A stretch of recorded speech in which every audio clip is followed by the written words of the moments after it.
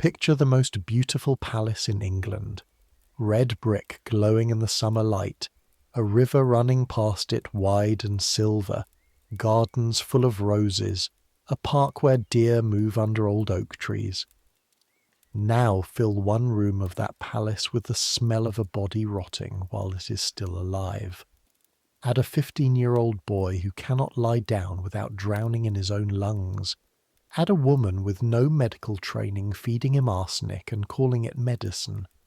Add the most powerful man in the kingdom standing at the foot of the bed, waiting, not for the boy to recover, but for the boy to sign one more piece of paper before he dies. That's Greenwich Palace, July 1553. The most private death in England, happening at the centre of the most watched household in England. A place where the gardens smelled of lavender and the sick room smelled of something no one had a name for. Where you could hear a boys' choir practising in the chapel in the morning and hear a king coughing up pieces of his own lungs by night. We're going back there tonight. Not as historians reading the ambassador's reports. We're living it. One servant, one summer.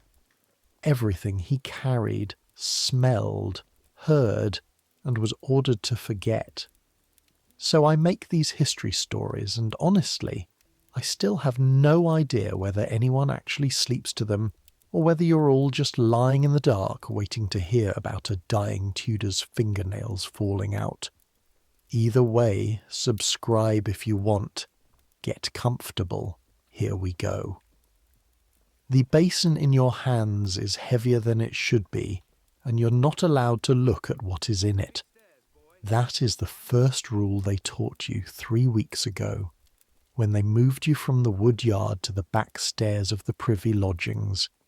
Carry what you're given, look at the floor, speak to no one, and whatever comes down from the king's chamber, whatever is in the basin, whatever is wrapped in the cloth, whatever soaks through the linen against your wrists, you did not see it, you did not smell it, and you will never, as long as you live, describe it to another human being. You are breaking that rule right now, 60 years later, telling this. But tonight, you are 15 years old, your name is Nicholas Warren, everyone calls you Nick, and you're standing on the 3rd step of the back stairs at Greenwich Palace with a covered basin in your hands, and the cloth over it has gone warm. Not warm like water, warm like something that came out of a person. Your arms are already aching. The basin is pewter, wide as a cartwheel hub, and whoever loaded it did not think about the boy who would carry it down 2 flights of stairs in the dark. Your fingers have found the grooves worn into the rim by other fingers, other years, other servants carrying other things down these same stairs, and you grip those grooves and you keep your eyes on the step below your feet, because the stairs are lit by one tallow candle in a wall bracket, and the tallow is cheap and guttering, and if you miss a step and drop this basin, what is inside it will be on the stones, and someone will have to explain to Master Treadgold why the King of England's. You stop that thought. You have gotten good at stopping thoughts. It is the second most useful skill you have learned this summer. The most useful is breathing through your mouth, because the smell coming up through that cloth is not like anything you knew before June. You grew up on a farm in Kent. You have smelled dead sheep in ditches. You have smelled the tanner's yard at Dartford in August. You have smelled your own grandfather's leg in the last month before he died, when the flesh went black below the knee, and your grandmother burned rosemary in the room day and night. You thought you knew what bodies could smell like. This is different. This is sweeter, and that is the horrible part. There is a sweetness underneath it, like fruit left too long in a covered bowl, and under the sweetness something metallic, like a knife blade held under your nose, and under that, faint, almost polite, the smell of the herbs they burn upstairs to hide it. rosemary, juniper. It doesn't hide anything. It just tells you they tried. The cloth is greenish where it has soaked through. You noticed that in the candlelight before you made yourself stop noticing. Down the last 4 steps. Your knees do the counting for you now. Your mind stopped counting stairs a week ago. Your legs know this staircase the way your tongue knows your teeth. At the bottom, the door to the little yard, and you shoulder it open because your hands are full, and the night air hits your face and it is like being handed a gift. River air. Mud and tide and tar from the boats, and somewhere the green smell of the park. All of it ordinary, all of it clean by comparison, and you stand there for 2 breaths. Just 2, because that is all you're allowed, and you let the July night wash the sick room out of your nose. Then you carry the basin across the yard to the place where such things are emptied, and you empty it without looking, though you cannot stop yourself from hearing, and the sound is thick, and you rinse the basin twice at the cistern, cold water shocking your wrists, scrubbing with the straw brush until your knuckles scrape the pewter, and you rinse the cloth separately and wring it, and the water that comes out of it is dark in the starlight, and you do not think about what colour it would be by day. Your hands smell of it anyway. They will smell of it for hours. You have learned that too. You can scrub with cold water and lye soap until the skin cracks across your knuckles. And it has cracked. There are 2 splits on your right hand that reopen every time you make a fist. And still, when you lie down tonight on your straw pallet in the room over the bakehouse, you will put your hands under your face and there it will be. Faint, sweet, patient. That is what it is like to serve at Greenwich in the summer of 1553. Upstairs, above your head, behind 3 sets of doors and 2 sets of guards, King Edward VI, by the grace of God, King of England, France and Ireland, defender of the faith, and on earth supreme head of the Church of England, a boy 6 months older than you, is dying, and you're one of perhaps 40 people in the world who knows how badly. Here is what the rest of England knows this first week of July. They know the king has been ill. Everyone knows that. He has not been seen properly since spring. They know he had measles and smallpox last year and seemed to recover. They know he caught a cough in the winter that would not leave. In April they saw him. Thousands of them saw him when the court moved from Westminster down here to Greenwich by barge, and the people stood along the banks, and the king came out on a gallery so they could look at him, thin and white in the distance, and everyone cheered, and everyone told each other he was mending, because the air at Greenwich is good. Everyone knows the air at Greenwich is good. That is why the old king his father was born here. That is why kings have always loved this palace. The healthiest palace in England set between the clean river and the high green park. That was April. It is July now. The last time the people saw him was more than a month ago. They gathered under the windows. Word had gone through Greenwich town that the king was worse, maybe dead already, and a crowd came right up under the palace, hundreds of them, standing in the garden's edge and along the river wall calling for him. And someone upstairs decided the crowd could not be left to think what it was thinking, so they showed him. You were in the yard that day, stacking billets of firewood, and you saw the whole thing from below, from the servant's angle, which is the angle no chronicle ever writes down. You saw 2 grooms half carry the king to the window. You saw how they arranged him against the frame so that the arms holding him upright could not be seen from the ground. You saw his face for perhaps a quarter of a minute, and you were close enough, you were maybe 40 feet below and to the side, close enough to see that his face was the wrong colour, not pale. Pale is what everyone says. Pale is kind. His face was grey going to something else and swollen along the jaw, and his head sat on his neck at a careful angle, the angle of a thing balanced rather than a thing alive.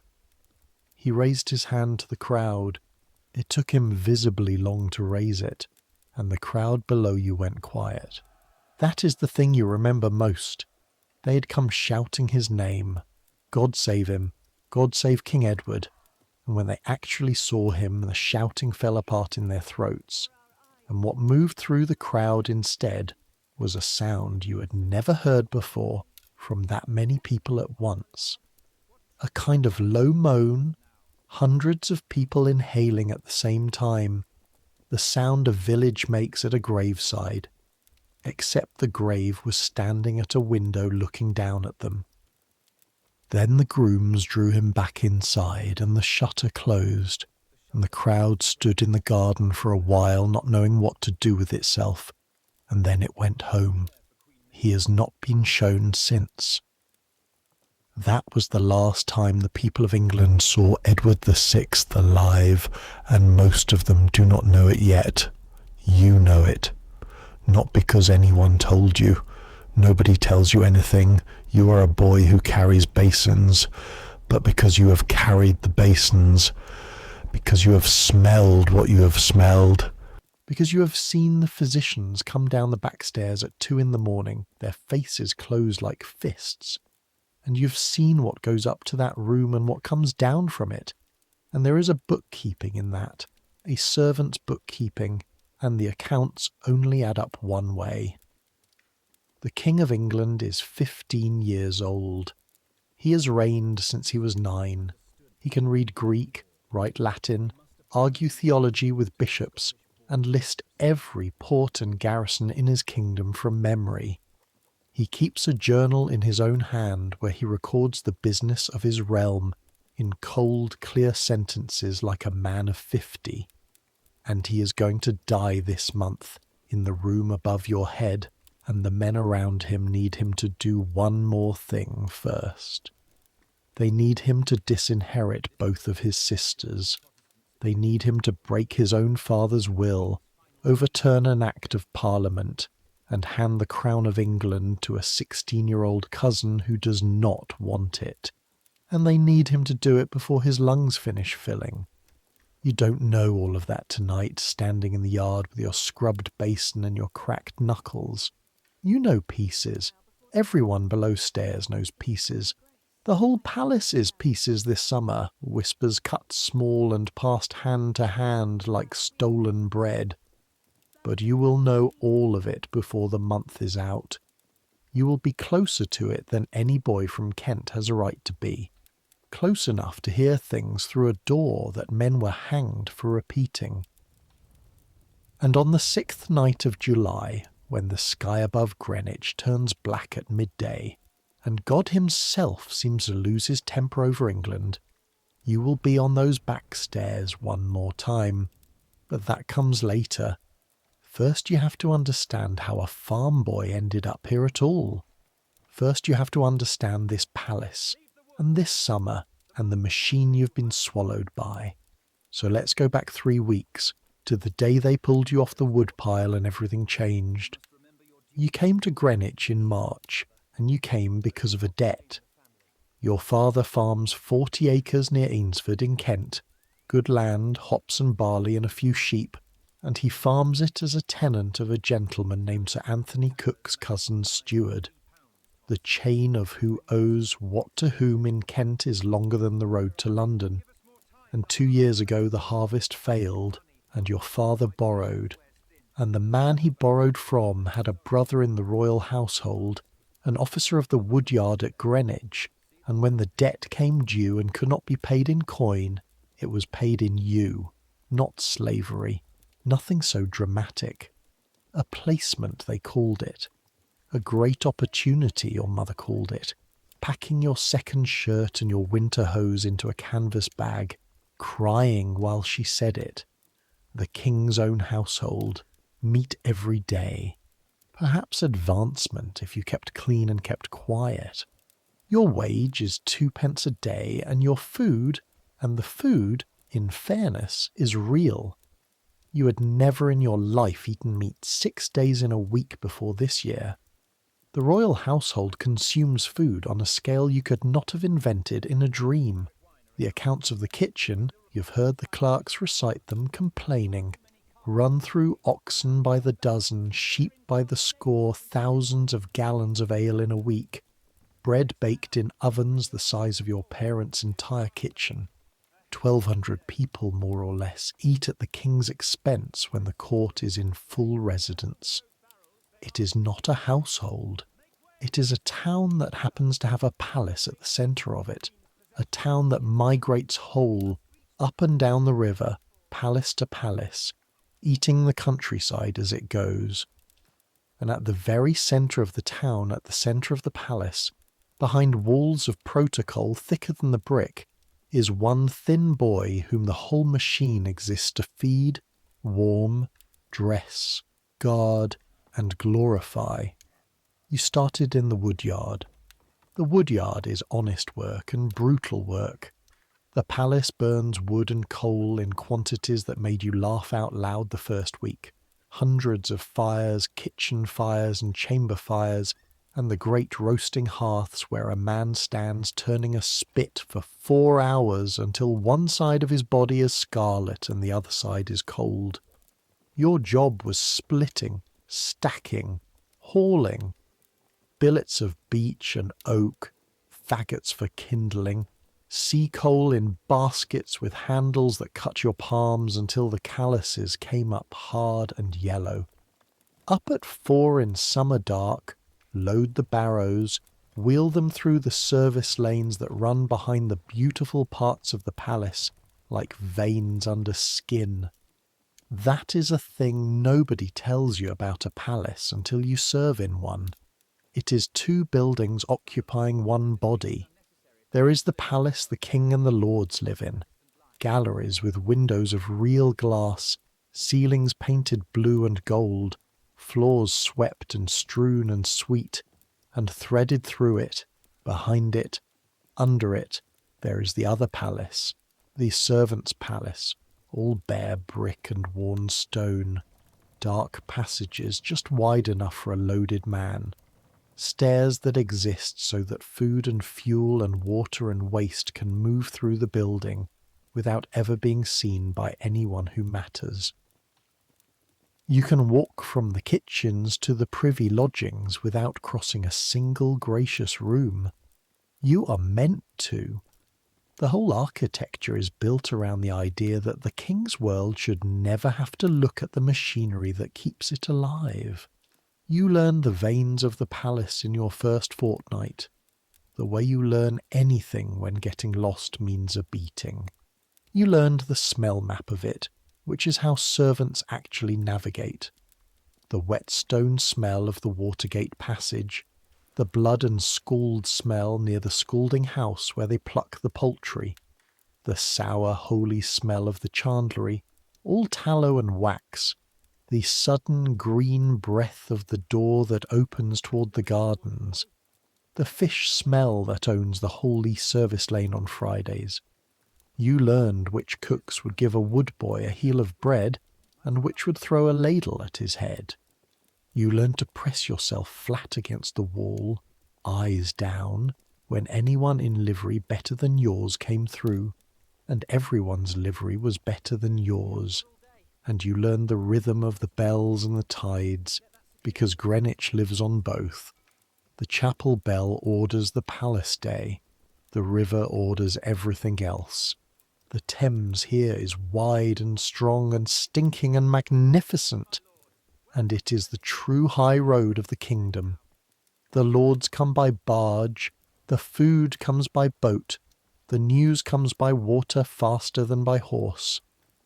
From the woodyard you could see the masts going down to the sea, the king's great ships anchored off the dockyards at Deptford and Woolwich, close enough that on still mornings you could hear the shipwrights' hammers across the water like a heartbeat. The old king built those yards. The old king was born in this palace, and so was the Lady Mary, and so was the Lady Elizabeth. Whatever happens to this family, it happens at Greenwich first or last. You were happy enough is the truth of it. Homesick in the way that fades to an ache you only notice at night. Fed, hardening. You shared a pallet room over the bakehouse with 5 other boys, and the bakehouse ovens under the floor meant you were the only servants in the palace who were warm in March, and you all knew it and were smug about it. And the smell of baking bread rose up through the floorboards at 3 every morning so that you dreamed about bread all spring. Then, in the 2nd week of June, Master Treadgold came to the woodyard and pointed at you. Master Treadgold is a groom of the outer privy service, which means nothing to you yet. So here is what it means.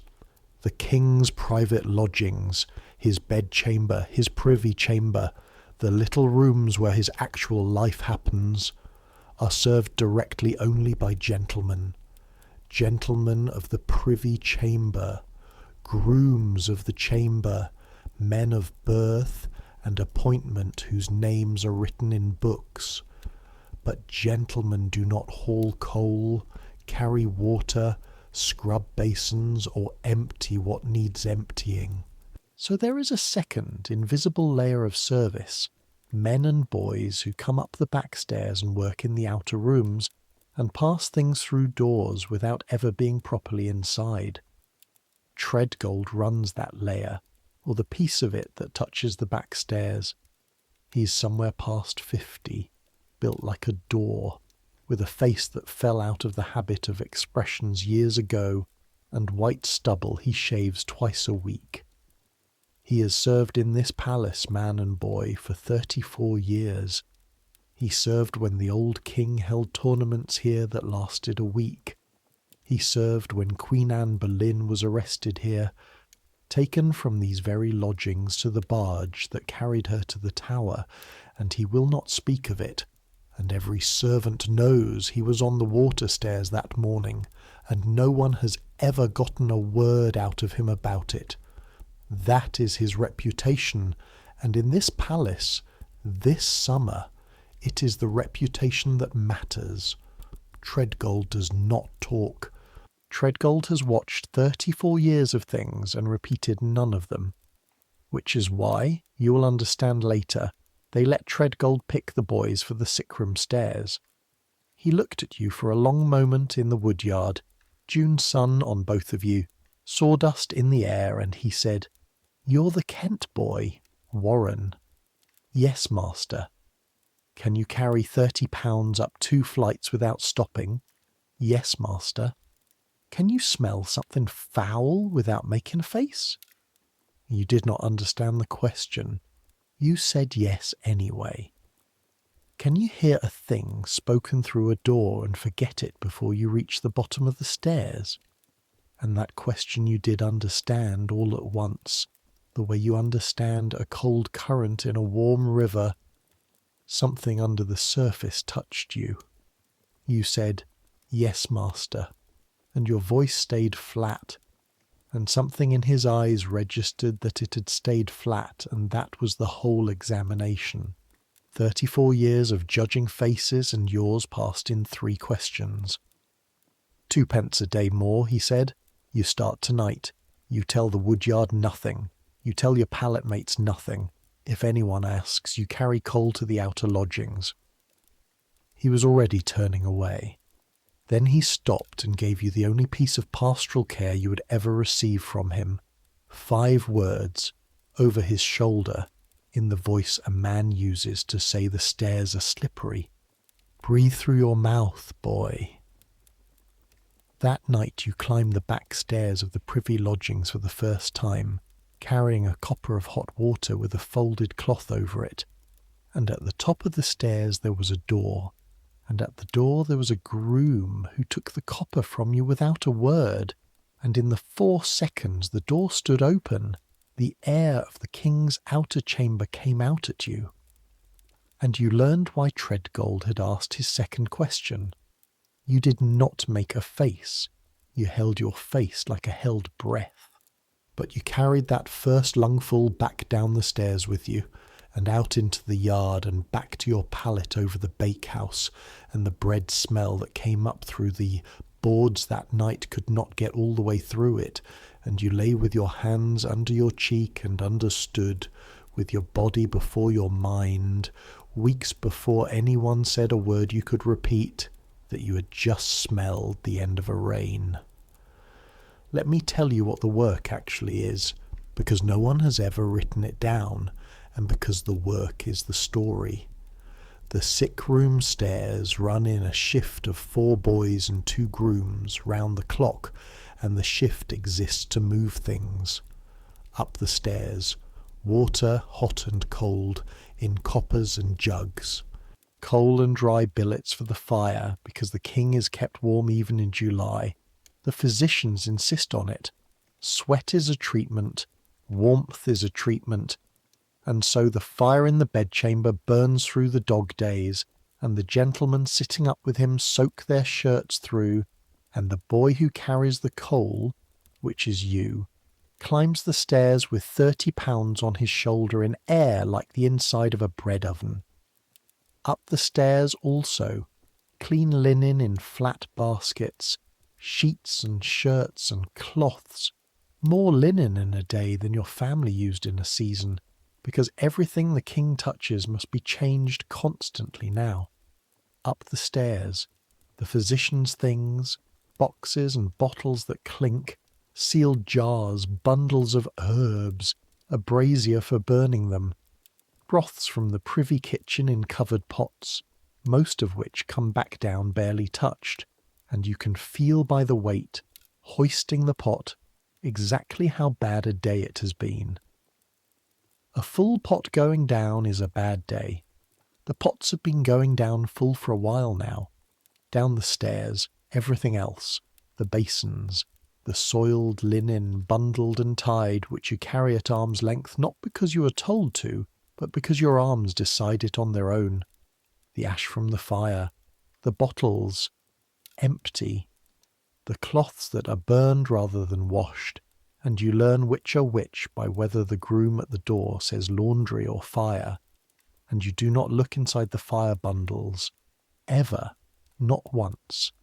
And this is not obedience, this is self-defence.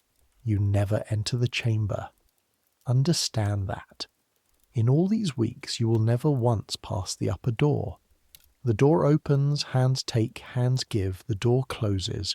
Your entire knowledge of the king's bedchamber is 4 seconds of air at a time, a slice of candlelight, sometimes a voice, sometimes a sound that is not a voice. But 4 seconds at a time, dozens of times a night for weeks, it adds up to a terrible fluency. You become a scholar of that slice. You learn the room the way a blind man learns a face, by fragments, by touch. You learn the sounds first. The fire, always. The murmur of the gentlemen who sit up with him, 2 at a time through the night, reading to him sometimes, praying sometimes just sitting, and you learn their voices apart. Sir Thomas Roth's low steady one, Sir Henry Sidney's younger, warmer one. Sidney, who is married to the Duke's daughter, who has known the king since they were both children, whose voice you will hear break later on the last night, and you will carry the sound of it down the stairs and keep it 60 years. You learn the physicians' voices, Dr. Owen and Dr. Wendy, old men who served the king's father, murmuring their Latin to each other at the door, and Latin was supposed to be a lock. But you have carried enough basins by now to translate the tone if not the words, and the tone says the same thing every night. And you learn the cough. I need you to understand about the cough, because everything this summer arranges itself around it. It comes through the door, through the walls, down the stairwell. It is not a boy's cough. It is a deep, tearing, doubled thing. A cough, and then a wet second cough inside it, and then a silence that is worse than either. 4 seconds, 5, while somewhere behind the door a 15-year-old fights to get air past what is filling him, and then the long rattling pull of the breath finally coming, and every man and boy on the stairs breathes in with him without knowing they do it. You have stood on the third step with a copper of water going cold in your hands, waiting through that silence, your own chest locked, thinking with a child's plain horror, come on, breathe. The physicians have a word for what is wrong with him, several words. They speak of a suppurating disease of the lungs, of ulcers, of corrupt matter. Later ages will read their descriptions, the sputum livid and black and foul, the swelling, the fevers that mount at night, and will say consumption, tuberculosis, likely galloping after the measles of last year tore down his defences, ending in general septic ruin. Nobody in July 1553 needs the right word. Everybody in that room has watched people die. They know what they're sitting with. The physicians told the council in June, in private, in plain terms, the king will not recover. They gave him weeks. The weeks are being spent. And here is the thing that makes this summer different from every other royal death watch in memory.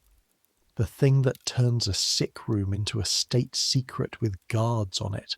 The moment Edward stops breathing, the crown of England falls, by law, by Parliament's own act, by his father's will, to his elder sister Mary, who is Catholic, Mary, who has spent this entire reign refusing the new religion to the king's face, Mary, whose accession means the undoing of everything Edward believes God appointed him to build, and means something much more personal and much faster for the man who runs England. You have seen that man. Everyone in the palace has seen him, because he is here almost constantly now. John Dudley, Duke of Northumberland, Lord President of the Council.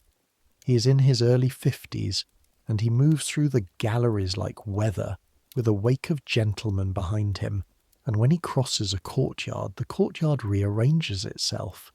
Servants gossip, and servants' gossip about Northumberland is a whole economy below stairs, says everything about him and agrees on nothing, that he is the finest soldier in England, that he crushed the Norfolk rebels 5 years ago, that he pulled down the last Lord Protector and had him beheaded and then married his own son to the old Protector's allies.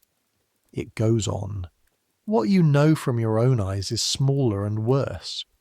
You know how he looks going up the great stairs to the king's lodgings, which is vigorous, commanding, a man in his strength. And you know how he looks coming down, when he thinks the gallery is empty and only a woodboy is flattened against the wall with a basket which is grey and thinking, a man doing arithmetic that will not come out. Because the arithmetic is this, and by late June even the boys on the back stairs have assembled it from fragments. Northumberland's whole power is the king.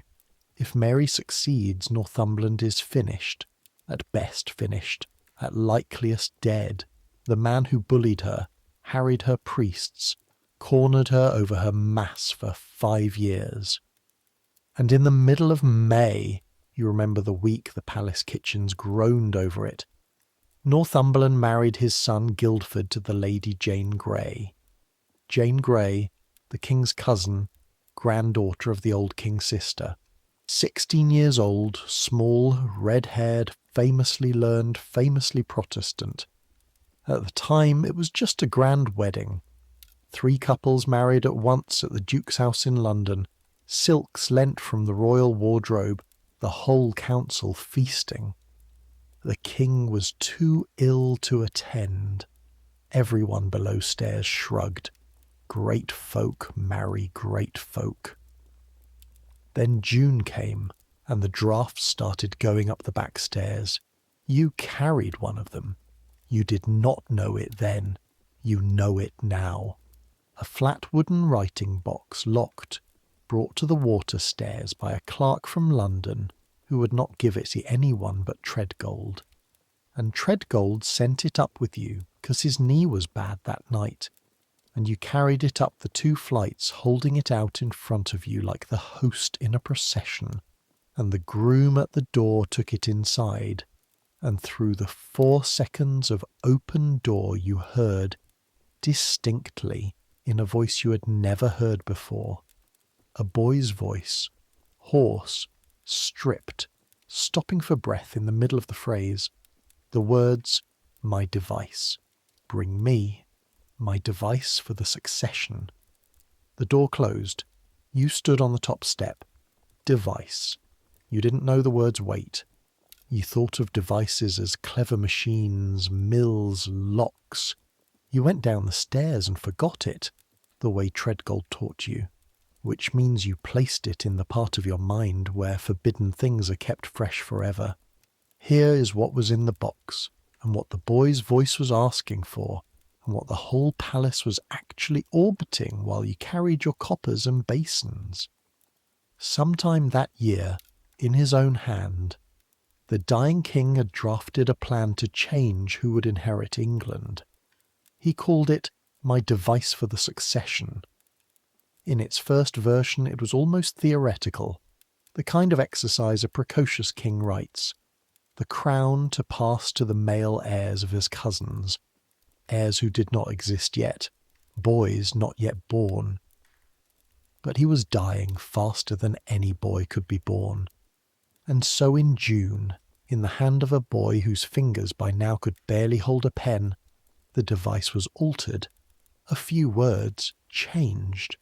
Where it had said the crown should go to the Lady Jane's heirs male, it was made to say, to the Lady Jane and her heirs male. Jane, Northumberland's new daughter-in-law, 2 words difference. Jane's heirs male becomes Jane and her heirs male. You could write the change in 10 seconds. It disinherits both daughters of Henry VIII, overturns an Act of Parliament, and hands the crown of England to the girl married 5 weeks earlier to the son of the man standing at the foot of the bed. Whose idea was it? The Lords will spend the rest of their lives swearing it was the king's own. His conviction, his horror of Mary undoing God's work, his cold lawyer's logic that if Mary was barred as a bastard, then Elizabeth must be barred too, and that only Jane's line was both legitimate and godly. And it is true, and this is the thing that will trouble you at night for years, that the voice you heard through the door asking for the device did not sound like a boy being forced. It sounded like a boy in a hurry, a boy racing something. But you also know what you saw on the 14th of June, or the 15th. The days run together when the judges came. They came by barge, a whole boatload of the realm's chief lawyers, summoned to the palace to be told to draw the device up as formal letters patent. And the servants' network had the story within hours, because great men's servants talk on the water stairs while their masters talk upstairs, and the story was, the judges refused. The Lord Chief Justice himself, a careful old man named Montague, told the council to their faces that the device was treason. Treason to draft it, treason to sign it, because no king could undo an Act of Parliament by his own letters. And the story came down the stairs like a bucket of cold water, and for one day the whole below-stairs world thought, it's off then. Whatever they were building, the law has said no.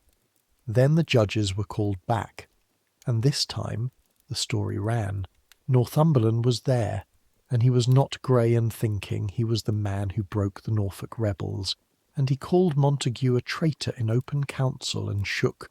Some said his fist, some said his sword. By the time it reached the bakehouse loft, it was a sword. And the day after that, the judges were brought before the king himself, propped up, burning-eyed, and the boy commanded them, in the full formal person of a king of England, sharp and quick with them, and asked why they hesitated when their sovereign lay dying and ordered them to obey. And Montague was an old man who had a family, and he asked for one thing, a written pardon under the Great Seal for the act of obeying, and got it, and gave in. By the 21st of June, the letters patent lay finished, and more than 100 of the greatest men in England had set their names to them. Councillors, bishops, judges, the Lord Mayor of London, some eagerly. Some, the gossip said, with faces like men signing their own attainders. The Archbishop of Canterbury himself, Thomas Cranmer, the King's godfather, held out and argued and asked to speak to the King alone, and was refused, and signed last, and the men who saw him sign said he looked 10 years older going out than coming in. All of this happened over your head, literally over your head, some of it in the very chamber whose fire you fed. You carried the coal that warmed the room where the succession of England was bent. You scrubbed the basins of the boy who bent it, and you kept your face flat and told your pallet mates nothing, and lay at night over the bakehouse with your cracked hands under your cheek, listening to the other boys breathe, thinking a thought that had no safe place to live. He is doing all this because he knows he is dying. He's 15, and he's spending the last strength of his body making sure of what happens after it, the way your grandfather spent his last month telling your father which fields to marl. It was the first time in your life that the King of England seemed to you like a person you knew, and it happened, of course it happened, at the exact moment the person began to disappear. Now I have to tell you about the woman, because you cannot understand the last weeks without her, and because of all the things you carried up those stairs, the things you carried for her are the ones your hands still remember. She appeared in the middle of June. No one announced her. One evening the sick-room shift simply included a stranger, a gentlewoman, so-called, decently dressed, middle-aged, brisk, who came up the great stairs with 2 servants of her own carrying locked boxes, and who from that night forward gave orders in the King's outer chamber as if she had grown there. The physicians were not consulted. That was the first astonishment, passed down the stairwell in a hiss. Dr. Owen and Dr. Wendy, the King's own sworn physicians, men who had attended his father, were thanked and set aside, not dismissed, kept in the palace, kept close, but barred from managing the case. In their place, this woman, with no name anyone below stairs ever securely learned, no college, no Latin, who had let it be known, or someone had let it be known for her, that she could do what the learned doctors could not, that she had a method, that if she were given complete charge of the King, she would engage to cure him. Complete charge. Those were the reported words. She would take him only if she answered to no physician. And the council, which by mid-June means Northumberland, gave him to her. Below stairs the arguments ran all night. Half the household said the Duke was drowning and grabbing at straws, that any man watching a boy he needed alive slip away would try the wise woman when the doctors gave him up. Your own grandmother had been dosed by every cunning body in the Darent Valley before the end, and who could blame anyone? The other half said something darker in lower voices with looks toward the door, that the woman was not there to cure him at all, that she was there to keep him alive, just alive, alive by force, alive past nature, until the papers were sealed and the plan was ready. That there is a difference between medicine that serves the patient and medicine that serves the calendar. You were 15. You did not have those words, but you had the boxes, because our boxes came up the back stairs, and boxes were your work, small, heavy, locked, and once, One single time, the first week of her reign up there, one of her own servants, a sour London man, handed you a wrapped parcel at the water stairs to run up because it had come late by boat, and the wrapping was waxed paper, and it had been tied badly, and as you climbed, the paper's corner worked loose against your chest, and you did what any boy alive would do at the turn of a dark stair. You looked. A glass bottle, stoppered and sealed, holding a powder. White, not flower white, whiter, a dense mineral white like ground frost. And on the paper wrapping in a clerk's hand, a word you could not read, because you cannot read. You could copy letters even then, but not sound them. And so you did the thing you had trained yourself to do with everything on those stairs. You photographed it with your eyes, the shapes of the letters, the way the word began with a big A whose crossbar sagged. Years later, in another life, when a schoolmaster in Deptford had taught a middle-aged waterman's clerk named Warren his letters at last, you wrote those shapes out from memory on a slate, and you sounded them, and the word was arsenicum. Arsenic. Now, be careful here, because your whole life you've been careful here, and being dead 60 years is no reason to stop. Arsenic was medicine in 1553. Physicians and empirics alike used it, in tiny doses, in ointments, in desperate cases, and a dying boy was the definition of a desperate case. The learned men of that age would tell you fevers had been broken with worse, and what the woman's method actually was, no record kept and no servant knew, only that under her charge for a week, perhaps 10 days, the king seemed to rally. The word went through the palace like sun through cloud. He sat up. He took broth.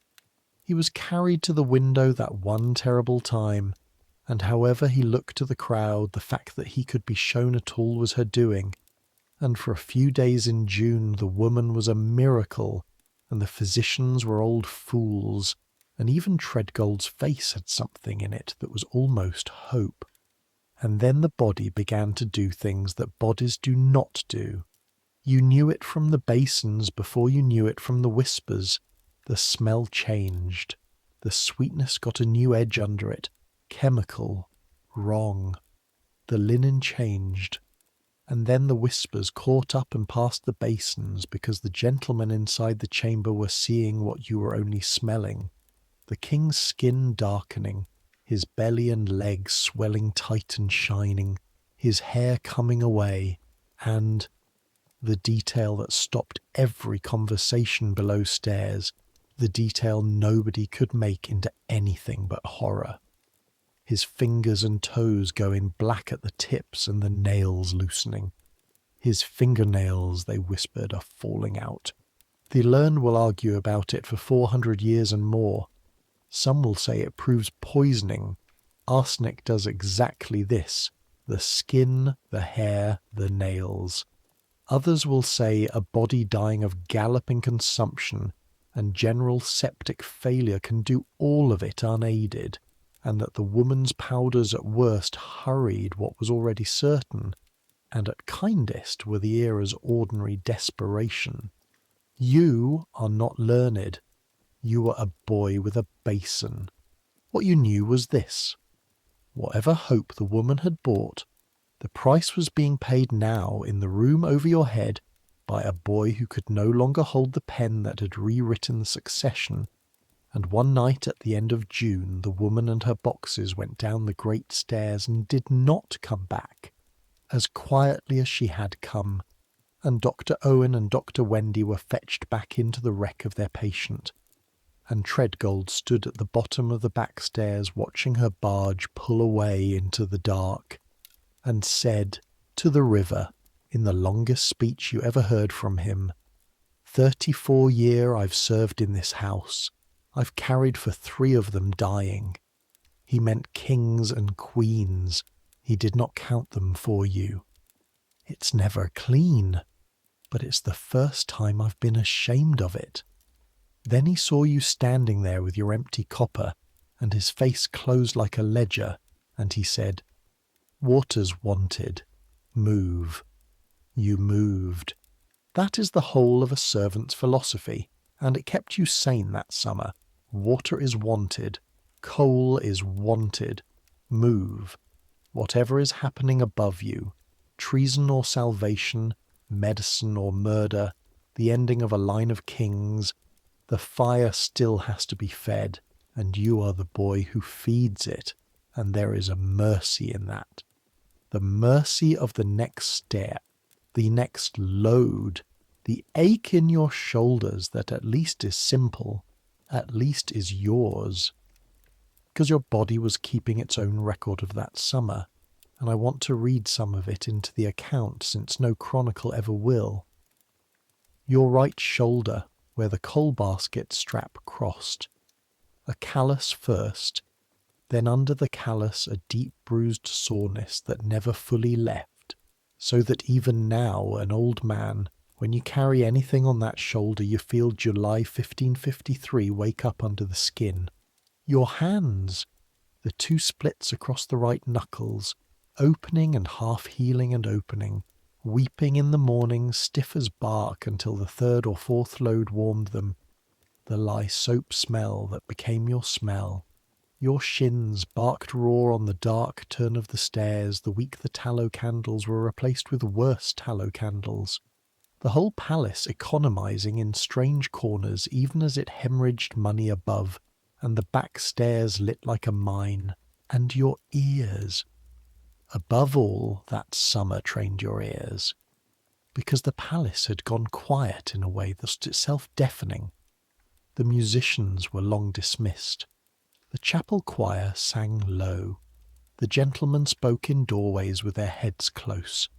1,200 people were holding their breath, and in that held breath every sound stood out like a shout. The crunch of a courier's boots arriving at midnight on the water stairs gravel. And there were more couriers every night now, boats coming and going in the dark, and you learned to read the palace's pulse by the frequency of oars, the scrape of chests being corded in the lodgings of certain lords, packed, ready, great men quietly arranging to be able to leave quickly, whichever way the dice fell. The armoury sounds, faint, from across the courts, whetstones, the clatter of polearms being counted. Nobody said the word that all of it spelled. The word was war. If Mary did not accept her disinheritance, and her house at Hunsdon was being watched, everyone knew her house was watched, and in the first days of July the whisper ran that she'd been summoned to Greenwich to see her dying brother. Come quickly, he asks for you, and that somewhere on the road, warned by a friend in the very heart of the council, she had turned her horse and fled north-east into her own country, into East Anglia where her people loved her, and the summons had been a trap, and she had slipped it. That whisper reached the bakehouse loft on the 5th of July near midnight, brought by a boy who heard it from a groom who heard it from a waterman. 6 boys lay in the dark over the warm ovens and turned it over. If she's run, said What? What is your closest friend in the household? A baker's orphan from Lewisham, 17, sharp as a nail and twice as likely to get hammered. If she's run, she means to fight. Fight the Duke, said another boy. With what? He has the tower. He has the ships. He has the boy's voice dropped without any of you deciding it should. He has the king. And Wat said, into the dark, the thing you have never forgotten, the thing that showed you what understood the world better than the council did. He has the king tonight. Before I take you into the last day, I have to give you the other Greenwich, the one outside the sick room's gravity, because you did not spend that summer only on the stairs. No one could have. and because the contrast is the thing your memory kept sharpest of all. That 30 feet of brick separated the worst room in England from some of the loveliest ground in it. On your rest mornings, 1 in 8 when the shift allowed, you went up the hill. Behind the palace, south, the ground rises out of the gardens into the great park, 200 acres of it, walled, ancient, full of deer that the king will never hunt again. There is a path you found in April, servant's knowledge, up past the old hawthorns, and it climbs to the top of the hill where a little old tower stands. Duke Humphrey's Tower, they call it, older than anyone's grandfather, half kept up, used now and then by the court for watching hunts. From the grass beside it, on a clear morning, you can see the whole world you live in laid out like a map on a table. The palace below you first, and from up here it is purely beautiful, which never stopped being strange.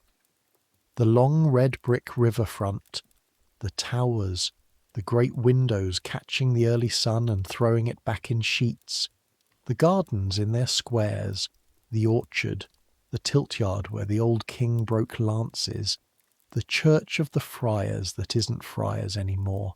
You can see the pattern of the whole machine, kitchens, courts, lodgings, and you can pick out, if you let yourself, one particular range of windows on the riverside, and you never let yourself for more than a moment.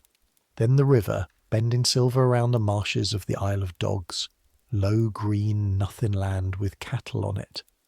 The masts at Deptford one way, the masts of the sea traffic the other, wherries crossing like water beetles, and far off, west, under its own grey-brown breath of smoke, London. The bridge with its houses, the tower square and pale by the water, and above the whole smoking heap of it, the long roof of Paul's, the biggest thing men ever made that you had then seen. On the clearest mornings you could count steeples until you ran out of numbers you trusted. You used to sit up there with a heel of bread and let the wind take the sick room out of your clothes. The wind on that hill comes off half of Kent, and it smells of grass and sheep and faintly the sea, and it is the exact opposite smell of your work, and you drank it the way Watt drank ale, and you thought up there, because it was the only place you had room to. You thought about the boy in the room behind the particular windows. Up here was his, all of it. His park, his deer, his river, his ships, his smoking city, his steeples full of his religion. He had stood on this hill. There was no chance he hadn't. He was born in the building below, and this was the view from his own back garden. He had been up here strong once. Everyone said that about him, and it was true. He had not always been the grey face at the window. 2 summers ago he was running at the ring in the tilt-yard, shooting, hawking, a hard-riding boy showing off for the French ambassadors. 2 summers. And now the whole green and silver world from this hill was shrinking for him to the size of a bed. And then it would shrink smaller than that. And the question the whole kingdom was grinding its teeth over, Mary or Jane, Mass or prayer book, Dudley or the old blood, looked from up here with the wind going over the grass like what it was underneath, men quarrelling over the clothes of a boy who wasn't done wearing them. You never said any of that to anyone. You were 15 and you didn't have the sentences yet. But the hill put the feeling in you, and the feeling waited 40 years for the sentences, and here they are at last, and I am giving them to you now, whoever you are, lying in your own dark. Everything looks different from a hill. Remember the hill. Then the chapel bell would come up faint from below, and the feeling would fold itself away, and you would go back down into the machine, because water was wanted.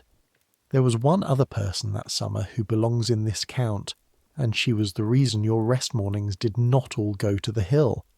Her name was Joan Prentice, and she worked in the palace laundry, and she was 16, and she had the reddest hands and the steadiest eyes of anyone you had then met, and you were, in the manner of 15-year-olds, catastrophically in love with her without once saying a sentence that showed it. You met over linen. Of course you did. Everything that summer was linen. The sick room's washing came down in tied bundles, and the bundles went to a separate copper in the laundry, handled by few hands, and Joan's were 2 of them.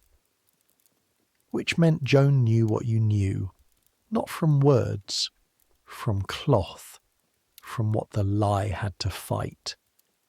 There is a freemasonry between people who share a secret through their hands, and it is stronger than talk, and the first real thing she ever said to you across a steaming copper in June was not a greeting.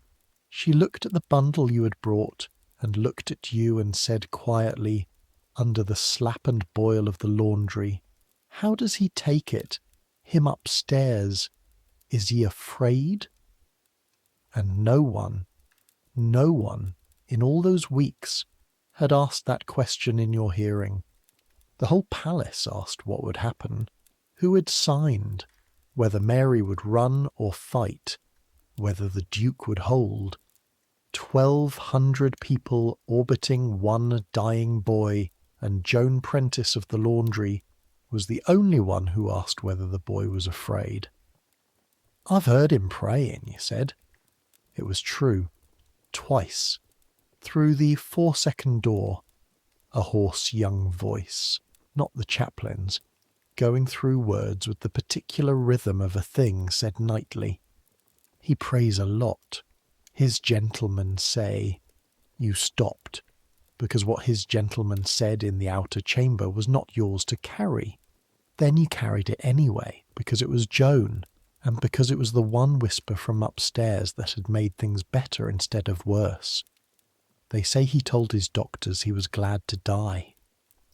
Joan crossed herself, quickly, an old habit from an old religion, the kind of gesture that could earn a person trouble that year, and uncrossed her arms just as quickly and shoved the bundle into the copper with her paddle and said, "Glad, a boy of 15. And then, fiercely to the steam, "God take him gently then, since no one down here will." You loved her, as I said. 60 years on, you can report that the condition never entirely resolved. The food, since you will want to know about the food, you were a 15-year-old boy doing heavy labour, and no history of that summer is honest without the meals. The household ate in the great hall in shifts by degree, and your degree ate loud and fast and low. Pottage thick with peas and pork fat, black bread by the quarter loaf, cheese on fish days you would not have fed a dog in Kent and ate anyway, and ale, small ale, weak as rain, but endless, because nobody drank the water and only fools drank the river. On flesh days, boiled beef, grey and honest, sometimes still faintly warm by the time it travelled down to your table. You ate with your knife and your fingers off a trencher shared with Watt, elbow to elbow on a bench with carters and turn brooches, and the boys of the scalding house, under a hammer-beam roof black with 100 years of smoke, and the noise of it, 300 people chewing and shouting, was the 1 hour of the day when the held breath of the palace let itself out. Even that summer, even the first week of July, men have to eat, and eating men have to talk, and there is a law older than any Tudor that says the worse the times, the better the jokes at the low tables. You laughed that summer. It shames a part of you still, and it shouldn't. The laughing was the body's way of bailing the boat. And then, on the morning of the 6th of July, the weather turned. You felt it before you saw it. Everyone did. The day came up hot and wrong, a flat, breathless yellow-grey heat, the air thick as wool. the river lying oily and still at the flood with the boat's pennants dead on their staffs. The kind of morning where the birds go quiet by 10 and the cattle on the marshes stand all facing one way.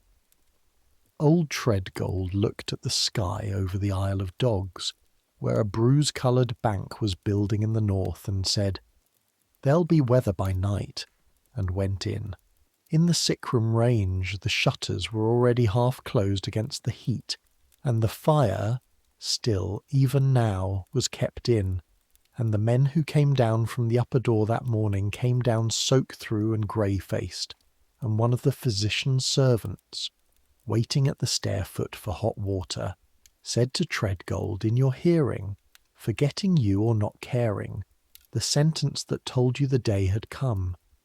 He's asked them to move him to the window. He wants to see the light on the river. They daren't, and doctor says it makes no odds now. By tonight or tomorrow, God's will.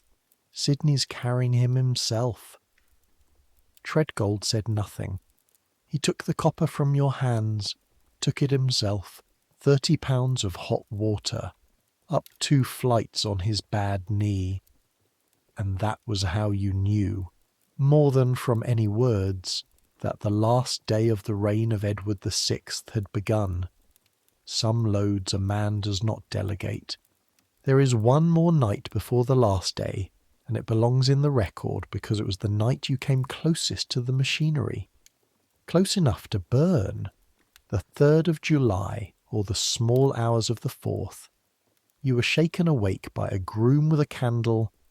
A boat was expected at the water-gate, physicians' supplies from London, and hands were wanted, and the other boys were spent.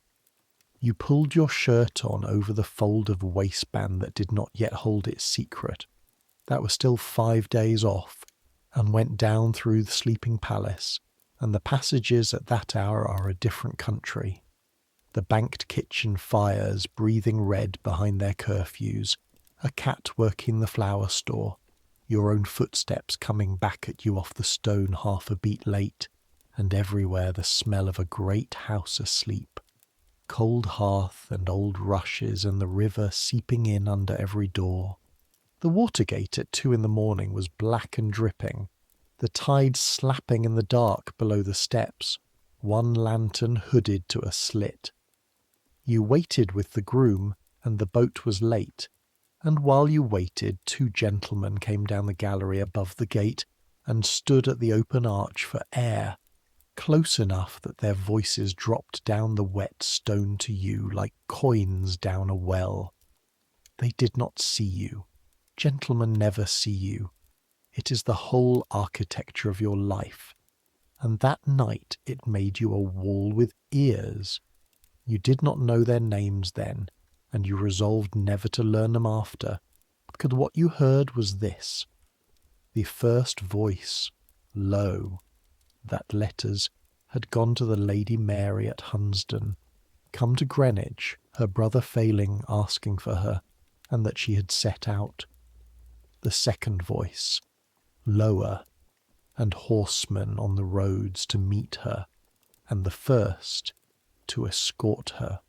And the second, after a silence exactly as long as a man deciding how much truth the darkness will hold, to escort her, aye, to the Tower by the shortest way.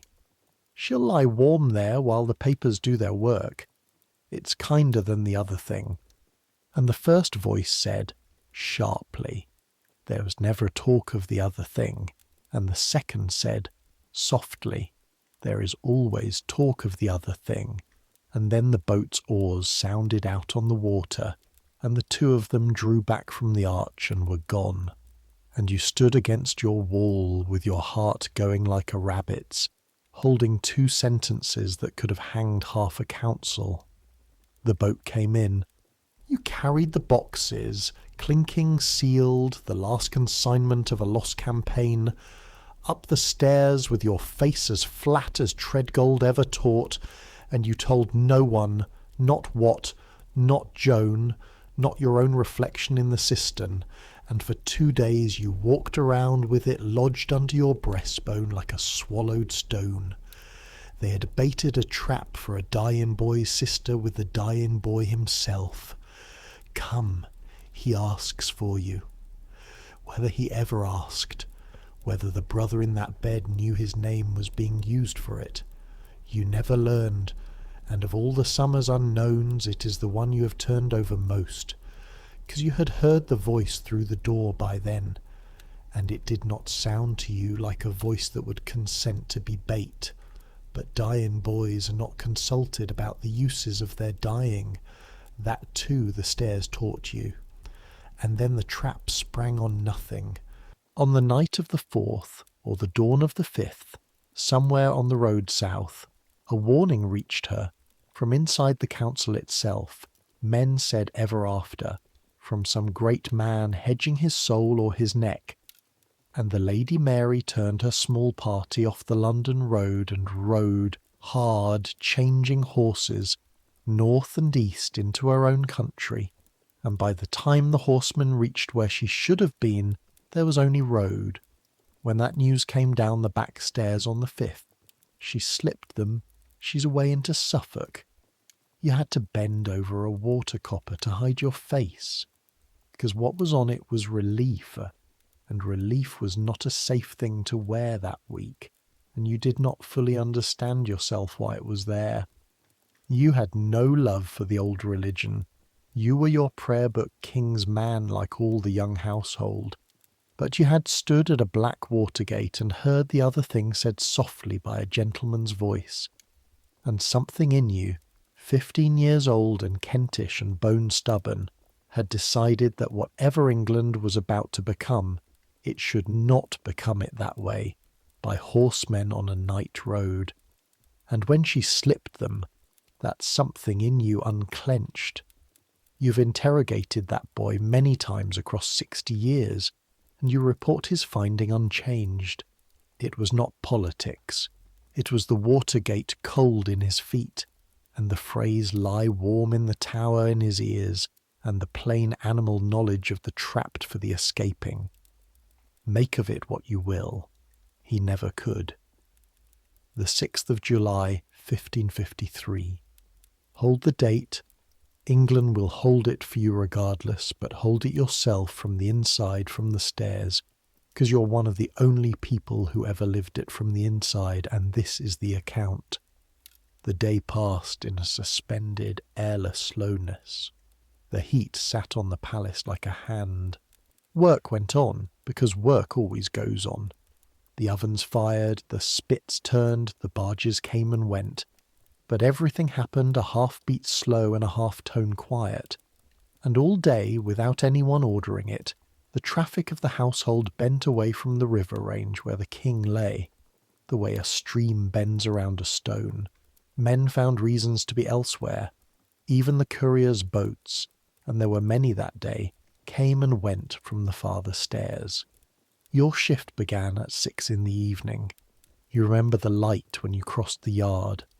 The storm bank in the north had climbed half the sky by then, black-bellied, green-lit at its edges, and against it the palace. Brick burned a furious orange in the last flat sun, every window a sheet of flame, the whole river front lit up like a thing on fire that does not know it yet. You stood in the yard a moment looking at it. What, crossing the other way with a tray, followed your eyes and said nothing, and that was what saying everything. On the back stairs the orders had changed. Treadgold gathered the shift at the stair-foot, 4 boys, 2 grooms, faces in the tallow light, and gave them out in a voice with no colour in it at all. Water to be kept hot below and brought only when called. No traffic on the stairs otherwise, no basins down until sent for. Anyone found above the first landing uncalled would answer to him, and he looked at each face one at a time, and his look stayed longest on the youngest boy, and then on you. Whatever is heard on these stairs tonight stays on these stairs until you die. Not until tomorrow, not until it's safe, until you die.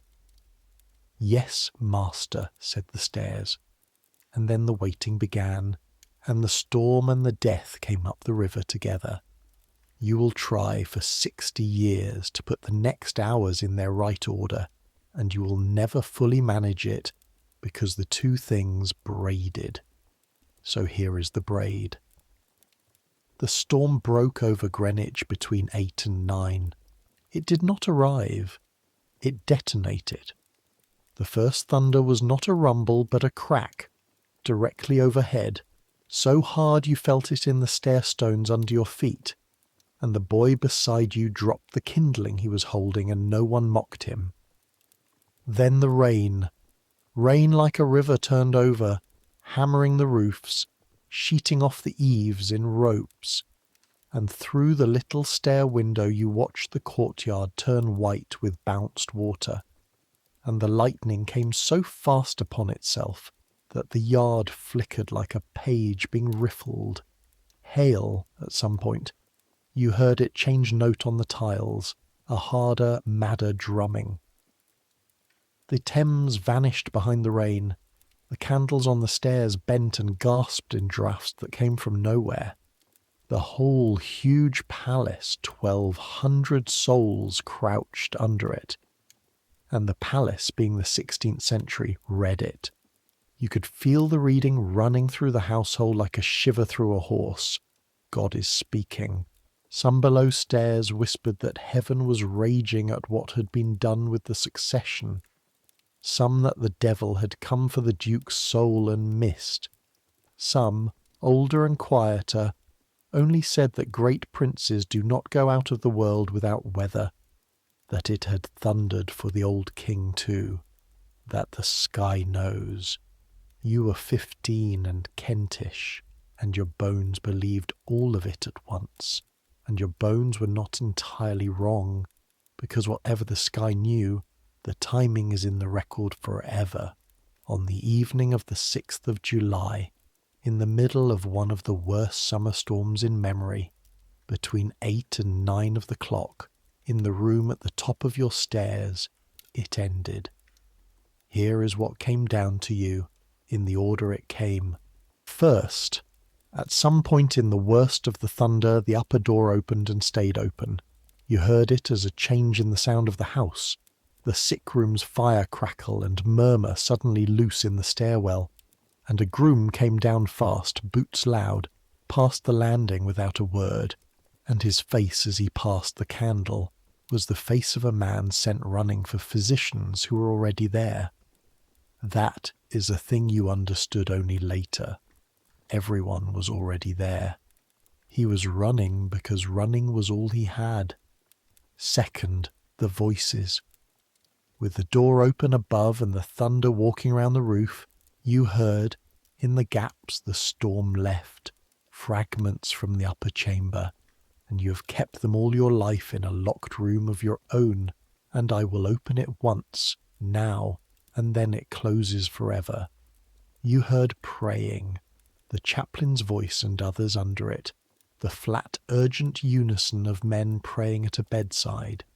You heard once, in a gap of total storm silence, a young voice, his. You could not make the words into words, the distance, the door, the rain, except that the rhythm of them was the rhythm of prayer, and that the voice was very tired and very clear at once, the way voices go at the very end, when the body has stopped spending strength on anything but the essentials, and speech becomes an essential. The gentlemen who were in the room set down afterward what he said in those hours, and their account went round the household within days, and you believe it, because the rhythm you heard fits it, that he prayed aloud, thinking himself alone, a prayer of his own making. Lord God, deliver me out of this miserable and wretched life, that he prayed for the realm and for the defence of it from papistry, and that when he saw his gentleman by him, he smiled and asked, "Are you so nigh? I thought you'd been further off." And later, failing to Sidney who held him, I am faint. Lord, have mercy upon me and take my spirit. And third, and this is yours alone, this is the piece of the 6th of July that belongs to a wood boy from Ainsford and to no chronicle. You heard the sound of the room when it was over. You cannot describe it as a sound quite. It was a change in the house. The praying stopped, not finished, stopped, and there was a stillness above you that was different in kind from every stillness of the past month, a stillness with no waiting in it. And into that stillness came one sound, brief, immediately mastered, a man's sob, one, cut off in the middle as its owner shut his own throat on it. You will always believe it was Sidney, who had known him since they were boys together, who was holding him, and you will never know, and it does not matter. It was the sound of the first human being in the world to live in an England without Edward in it, and it came down the stairwell to you through the smell of rain and tallow, and the thunder covered everything again, and when the thunder passed, the house above you had gone silent, and the storm raged on alone, and somewhere inside the silence and the storm, without trumpet or bell or a single raised voice, the 6th Edward's reign was over, and you stood on the 3rd step of the back stairs with your hands full of kindling for a fire that no longer had a king to warm, and you were breathing. You noticed you were breathing, and upstairs a boy your own age was not. He was 15 years, 8 months, and 25 days old. He had been King of England for 6 years, 5 months, and 8 days, and the first thing his kingdom did about his death was to pretend with all its might that it had not happened.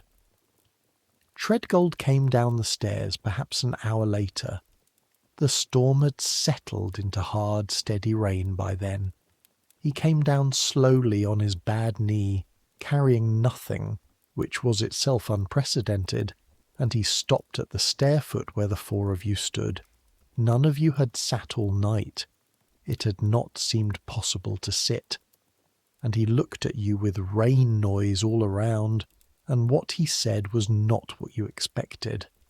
You expected the king is dead, or God rest him, or even nothing. What he said was, the king is sick and keeps his chamber. That is the answer to every question you are asked by anyone of any degree from tonight. The king is sick and keeps his chamber. He let it sit. Then quieter, with the first and last crack you ever heard in that stone voice. Say your prayers for him in your own head, boys. He was... And the sentence went somewhere he could not follow it, and he stood there a moment in the candle gutter with 34 years of practice failing him, and then he said, "Water's done. Go to your beds," and turned away. And that was the eulogy the servants of the backstairs got. And I have heard worse ones in cathedrals. You did not go to your bed.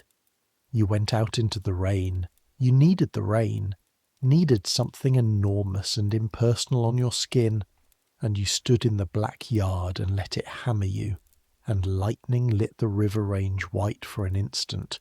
All those windows, one of them his, and in the after dark you did something you had never done in your life, and have rarely done since.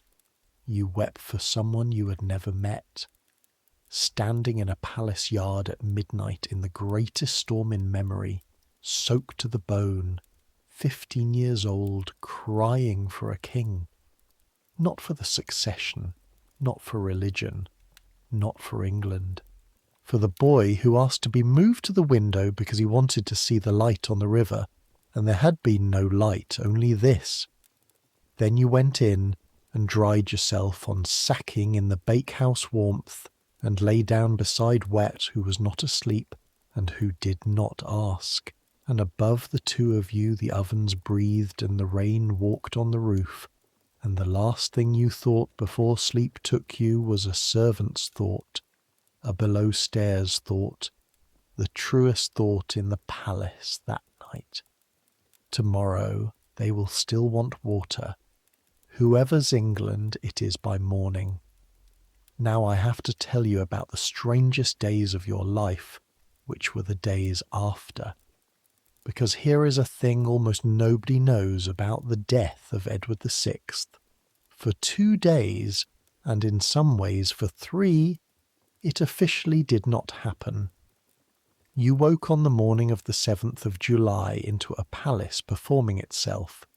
That is the only way to say it. The storm had washed the world, the yard steamed, the river ran brown and fast and full of torn leaves, and the machine started up exactly as always.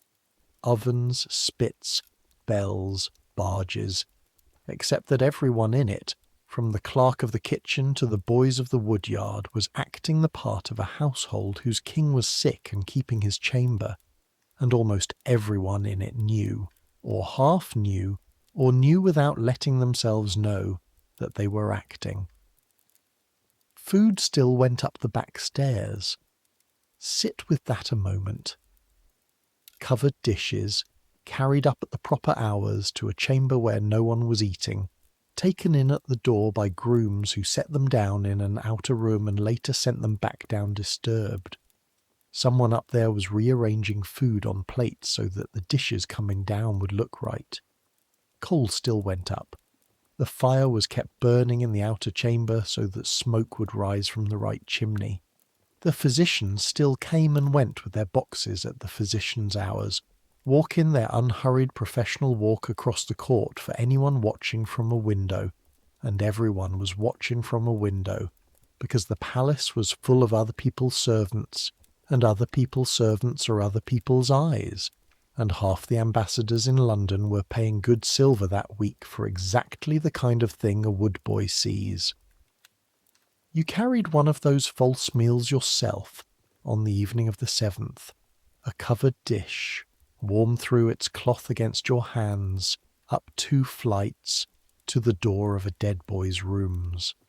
The groom who took it from you was a man named Coles, a decent man, and for one instant over the dish your eyes met his, and both of you knew, and both of you knew the other knew, and Coles said, in a flat, clear voice pitched to carry down the stairwell to anyone who might be on it, "His Majesty does poorly tonight.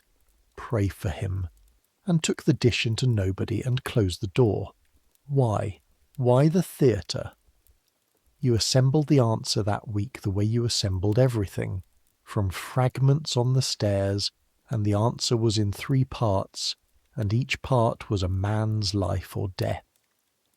Because the tower was not yet secured, and the treasury in it, and the armoury in it.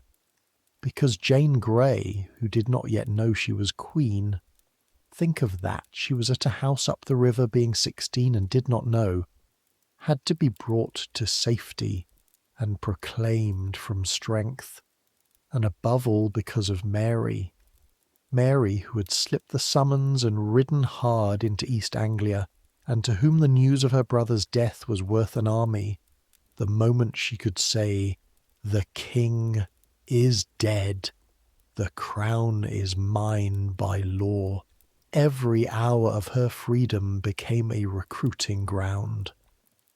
The council's letters were already chasing her, and so the Duke needed days, 2 days, 3, to move the pieces before the board was revealed, and the price of those days was that the death of a King of England was concealed like a servant's theft, and a palace of 1,200 people was made complicit in the concealing, and boys carried suppers to a corpse.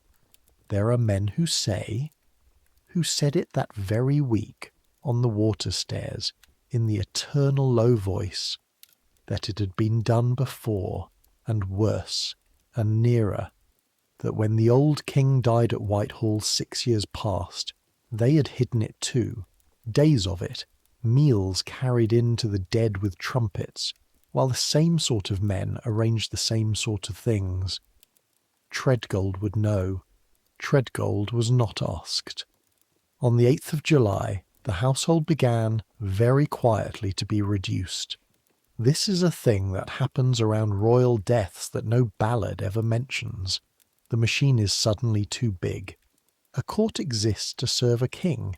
There was no king at Greenwich now, whatever the chimneys said, and clerks began moving through the offices with lists. Whole services were thinned. Boys you had shared a hall bench with for months were paid off with a few shillings and a testimonial, and were simply gone by evening, walking to Deptford or taking a wherry upriver, absorbed back into England. The palace emptying was like a tide going out, gradual and then sudden, and every departure made the secret lighter to guard and the corridors more echoing, and by the 9th the great hall at dinner was half benches, and the noise of it, that good bailing out the boat noise, had gone thin. You stayed? The backstairs crew stayed. You were, after all, among the best proven secret keepers in England by then. Ye had references no one could write down.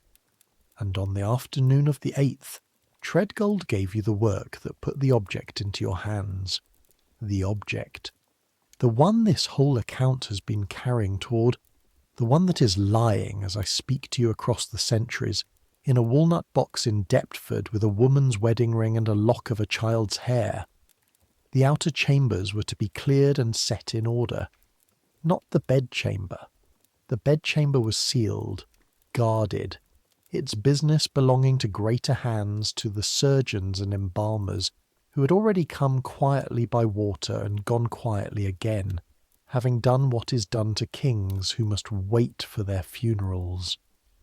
But the outer rooms, the day rooms where the business of the sick room had sprawled for 2 months, those were to be emptied, cleaned, their contents sorted by a clerk of the wardrobe, this to store, this to launder, this to burn.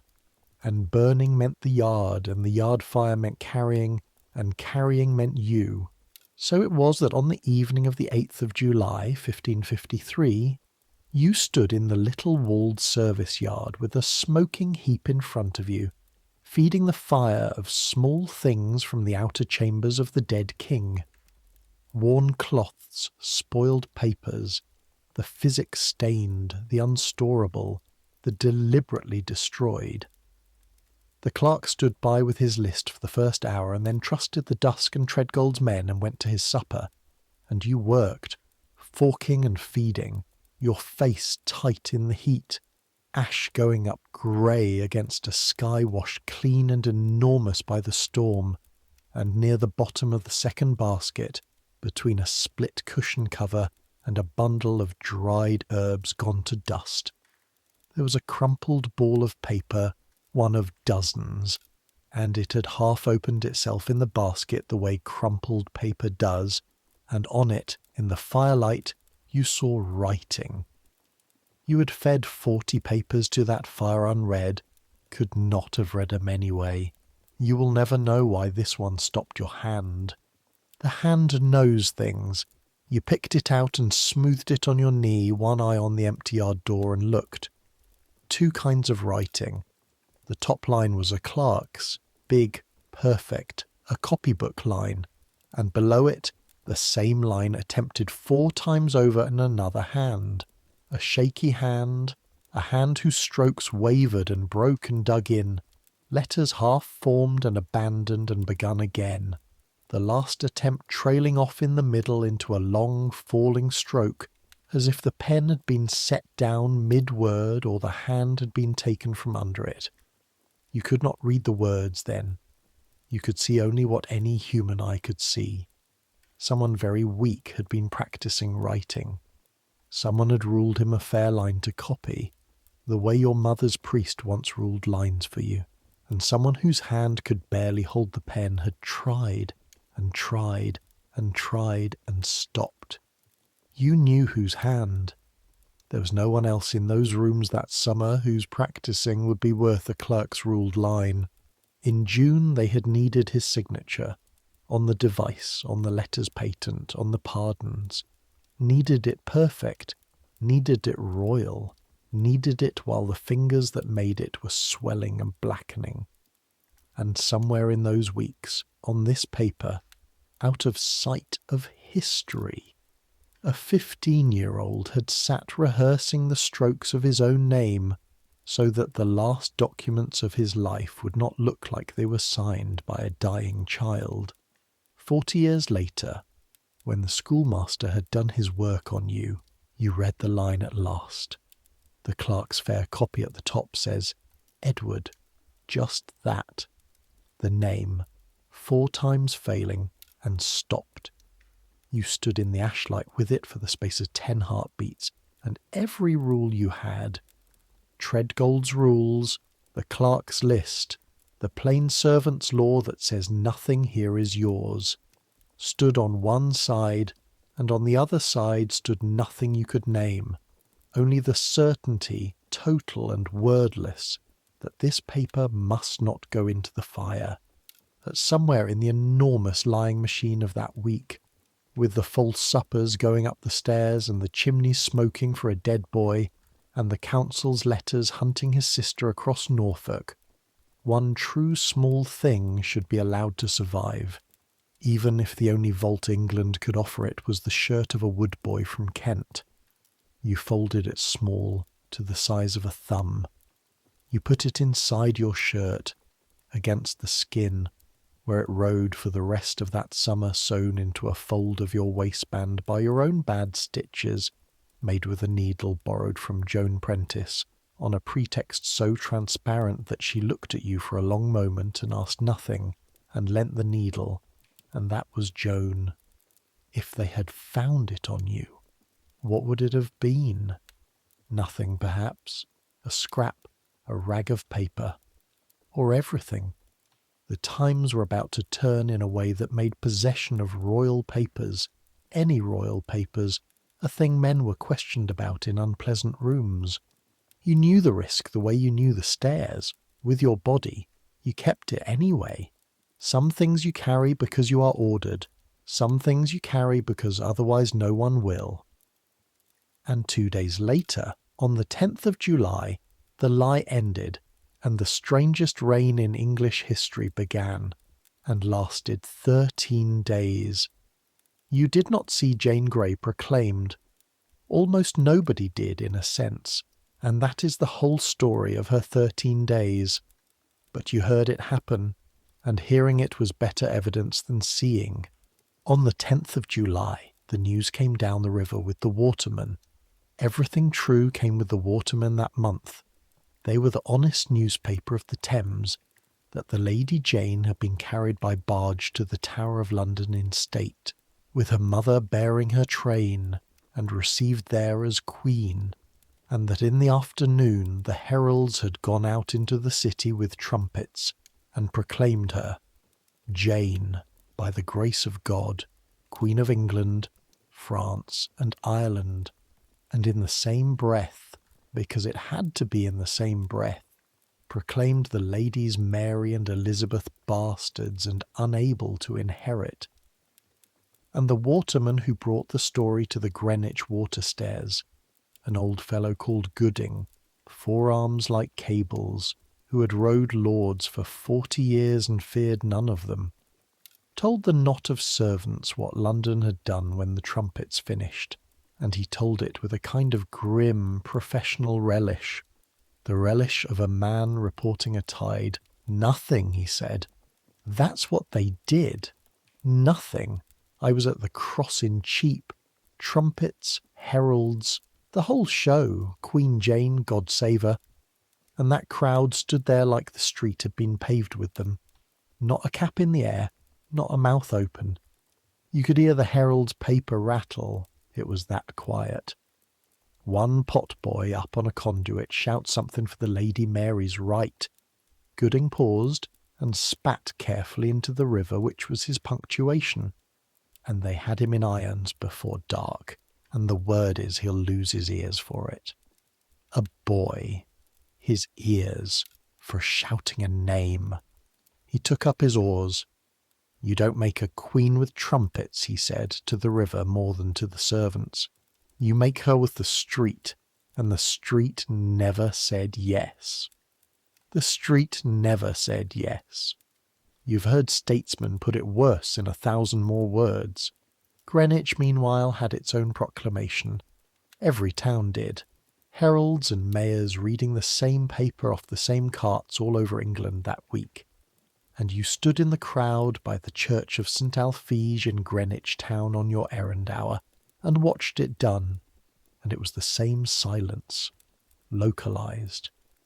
Fishermen, shipwrights' wives, palace servants out of livery, standing in the July sun hearing that their king, whom half of them still did not officially know was dead, the proclamation itself was how most of England learned it, the death and the new queen announced in one breath, which tells you everything about the men who wrote it, was gone, and that his sisters were barred, and that their queen was a 16-year-old most of them had never heard of, married to the son of the most feared man in the kingdom.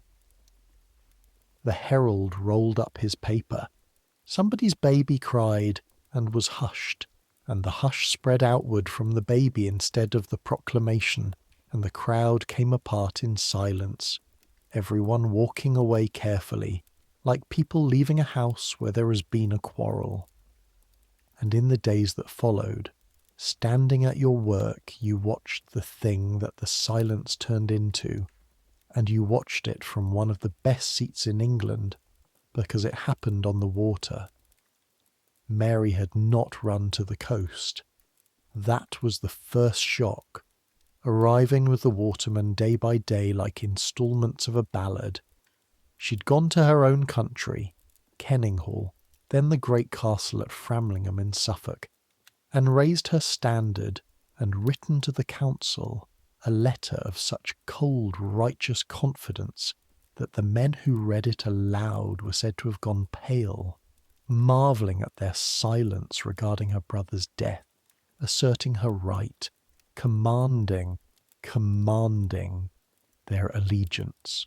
And then the country began to move, gentlemen with their tenants riding into Framlingham by the hundred, towns declaring, ships' crews, the crews of the very squadron sent to the Norfolk coast to cut off her escape, mutinying and turning their guns and their captains over to her cause. The east of England was rising for the old king's daughter, not because it loved the mass, much of it did not, but because it knew her father's will and Parliament's law, and because whatever the lords in London had signed, the street and the field had never said yes. And so, on the 14th of July, you saw the Duke go to war. The army went out of London by Shoreditch, men said, but its guns and part of its strength went by water, and the river past Greenwich carried the traffic of it for days. Barges of ordnance from the Tower, powder, men, the low heavy boats sitting deep, oars flashing in slow time, going down with the tide toward the Essex shore and the roads east. You stood on the river wall with Watt in the long evening light and watched a train of them pass. Cannon under canvas, pikemen packed shoulder to shoulder, sitting silent, and that was the thing. They sat silent, files of soldiers going to war with no singing in them at all. And Watt, who had made a joke about everything you'd ever witnessed together, made none. The Duke himself rode out at the head of his horsemen, and the report of what he said, riding through the crowds of London that watched him go, ran ahead of him all over England within the week, because it was the epitaph of the whole enterprise, and everyone knew it the moment they heard it. Looking at the packed, silent streets, he said to the man beside him, "The people press to see us, but not one saith, God speed us. Not one saith, God speed us." He knew.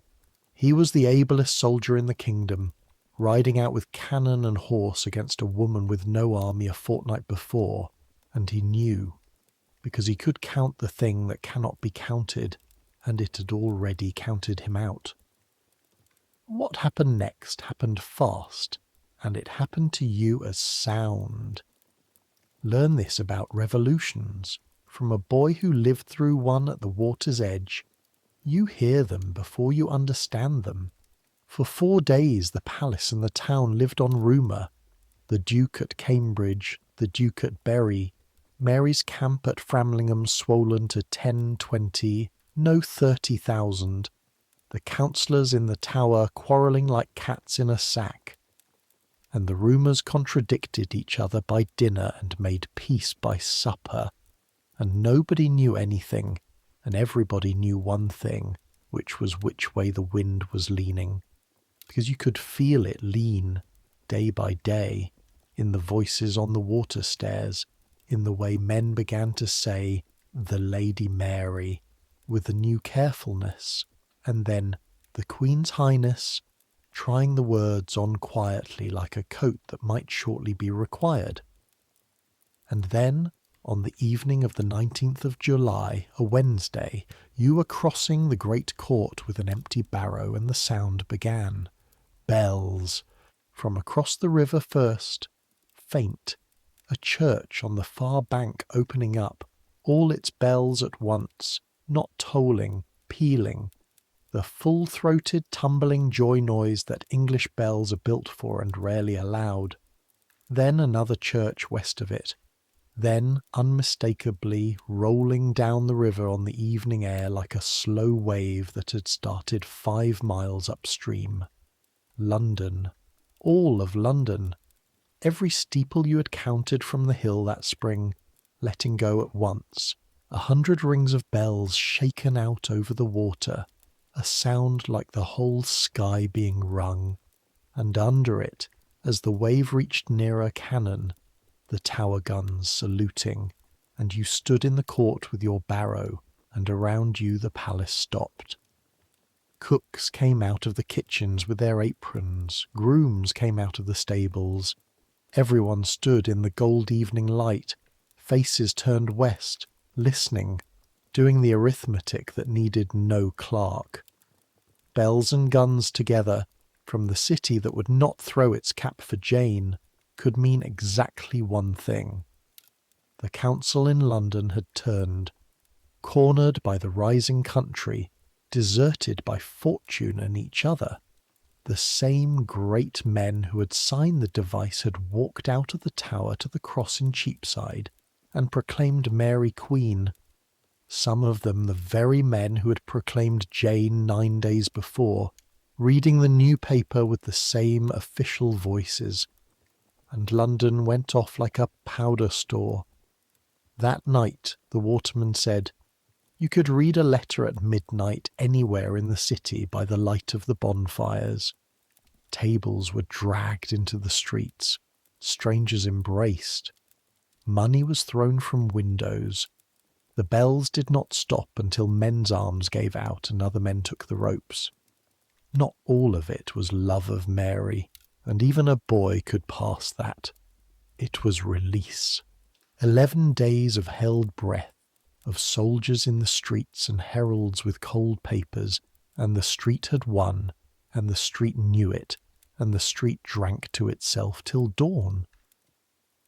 At Greenwich, in the town, they lit bonfires too, and the palace servants who could slip away slipped away to them, and you and Watt stood at the edge of one on the Strand with borrowed ale, watching sparks go up over the river, and the mood around the fire was joy with a hole in the middle of it, at least for the two of you, and finally Watt said the thing the hole was made of. 13 days, he said. That girl was queen 13 days. She never asked for it. They say she fainted when they told her, and argued the crown was Mary's by right. And they talked her round, her own father and mother and the Duke all standing over her. He turned his cup. She's still in the Tower, Nick. Went in a queen through one gate. She'll not come out through any of them now, nor the Duke neither, and the Duke did not. The postscript came up river within days, and it was almost too neat for life. Northumberland at Cambridge, his army melting around him in the night like July frost. learning that his own council had turned his own capital, went out into the market square with his men and, having no cards left at all, threw up his cap and proclaimed Mary Queen himself, and men who saw it said he laughed as he did it, and men who saw his face said the laugh never reached above his mouth. They arrested him the next day. He came back to London through streets that had pressed silent to see him ride out, and this time the streets were not silent. They had to guard him from the crowds that wanted to tear him apart before the axe could be paid. He was dead on Tower Hill within the month, dead in the last twist that set the whole kingdom talking, having recanted on the scaffold the religion he had claimed to fight for, hearing Mass and dying a Catholic, which his enemies called God's judgment and his few friends called a father's last throw to save his sons, and which you, who had seen him grey on an empty stair doing arithmetic, privately called the end of the arithmetic. And through all of it, the bells, the bonfires, the fall of the Duke, the turning of the whole world, the boy this story is about lay embalmed and sealed and waiting in the palace where he was born, in the palace where you worked, because there was one problem left that summer that no proclamation could solve, and it was the problem of the funeral, and it sat in Greenwich with you for a month. Think about the problem, because it is the kind of problem this account exists to make you feel from the inside a Protestant king was dead, a Protestant. His Catholic sister was queen. He had to be buried, a month dead already, waiting in lead and cerecloth in his own palace. Buried how? By whose God? Mary wanted a requiem. Of course she did. Her brother's soul, in her faith, needed the Mass more than his body needed the grave, and she loved him. That is a thing the ballads leave out, that she had held him at his christening in that very palace, 16 years old to his 3 days, and had sent him gifts and letters all his life even as he lectured her, a boy lecturing a grown sister about her idolatry, and made her cry at his own council table. She wanted him buried with the old rites, and she was Queen of England, and who was to tell her no? Her own council, it turned out very carefully, and her cousin the Emperor's ambassador very practically. Bury him by the church, he made, they argued, or begin the reign by telling all Protestant England that its king's own funeral was an abomination. And so the strangest compromise of a strange summer was struck. The boy would be buried at Westminster by his own English prayer book, the Reformed Rite, Archbishop Cranmer himself, not yet arrested, that would come, reading the service over the godson he had crowned, and on the same morning at the Tower the Queen would hear a solemn requiem mass for her brother's soul, with dirge and candles in the old manner. 2 Englands, praying 2 ways, over one dead boy, 8 miles apart at the same hour, the 8th of August, 1553. That was the morning, and Greenwich's part of it, your part of it, had come the day before, when the coffin left the palace to go up to Westminster, and you stood on the river wall and watched it go. And this is the last picture of that summer I'll ask you to hold. There was no great water procession, such as old men remembered for old kings. The times were too raw. The arrangements had been made in a month of political earthquake, and what went up the Thames from Greenwich was sober and swift. The coffin under purple and a pall, borne down through the courts by gentlemen, some of them the same gentlemen who had sat up the nights with him, Sidney among them, and you knew Sidney's walk by then even under a burden, to the water stairs where a barge waited hung with black, and other barges behind it for the officers and the chapel men, and the drums of the escort beating the slow, muffled stroke that is like a heart heard through a wall. The whole reduced household stood out to see it. lining the courts and the river wall, caps off and the watermen out on the Thames. This you will tell your grandchildren, and they will not understand why your voice does it what it does. The common watermen of the river, seeing what was passing, lay on their oars all across the water, and let their boats drift and took off their caps. Dozens of boats, scores, standing off at a respectful distance in a great loose crescent, so that the black barge went up river through an honour guard nobody had ordered, of tilt boats and wherries and oyster boats, silent on a bright tide.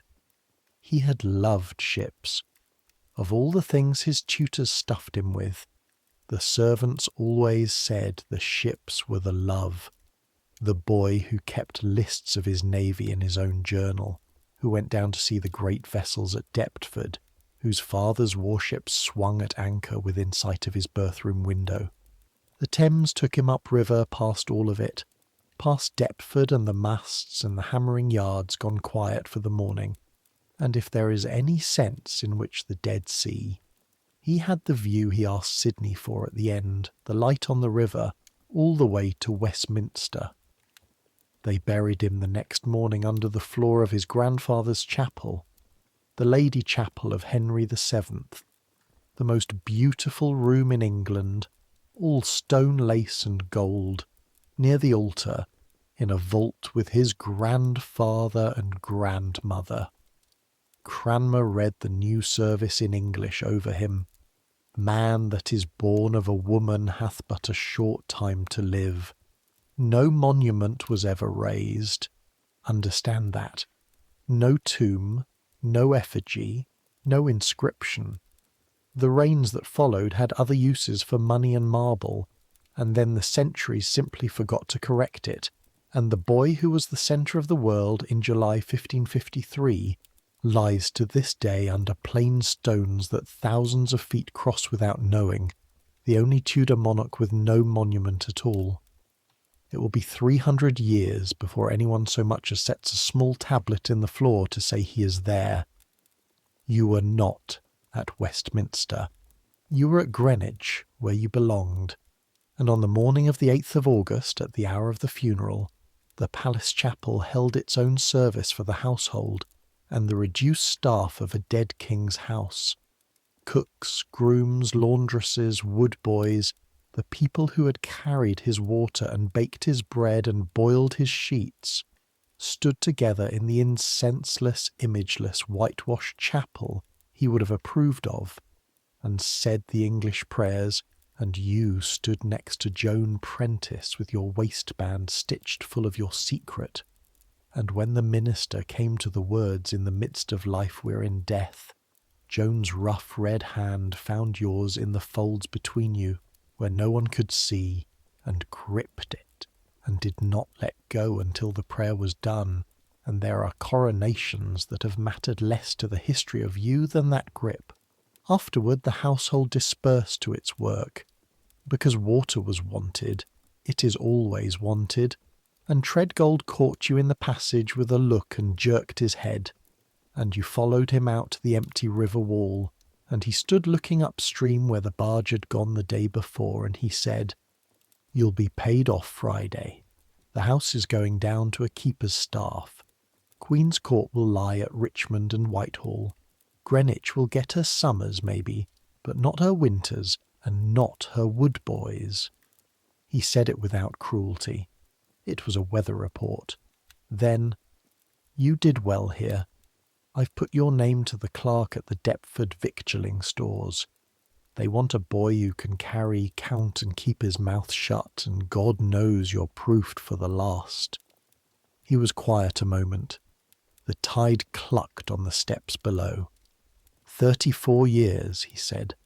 I've seen this house full of tournaments. 2,000 horse in the park. The old king wrestling the French king's men on that green there, and torches on the water so thick the river looked afire, and I've seen what you've seen. He looked at you then, the once directly. Both are true, boy. That's the thing nobody your age believes. Both are always true at the same time. The torches and the basins. don't you grow into one of those men who can only remember one of them? Then he shook your hand, a thing so outside the order of the universe that you nearly missed your grip, and went in, and that was the last you ever saw of Master Treadgold, who does not appear in any chronicle, and who was, in your considered 60-year judgment, the most trustworthy man in the Tudor state. You walked out of Greenwich Palace for the last time on Friday the 11th of August 1553, with your wages, your canvas bag, your 2 shirts, a testimonial with your name spelled wrong, and a half-burned scrap of paper sewn where no clerk would ever look. You stopped at the top of the hill by Duke Humphrey's tower. Of course you did. You were 15, and you knew an ending when you were standing in one. And you looked down at the whole of it one more time, the Red Palace in the sun, the gardens, the particular range of windows, the river running its silver road up to the smoking city where a new reign was being born in bells, and soon enough, in fires of a different kind. But that is another story, and other boys carried the wood for it.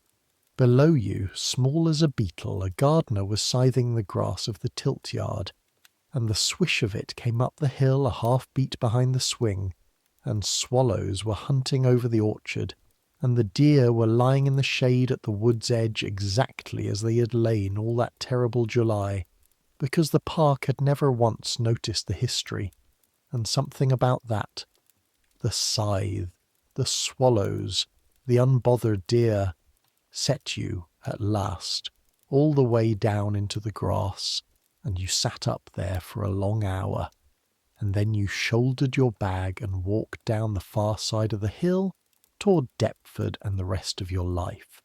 The rest of the life since you've come this far with him, and since sleep likes a long slow road.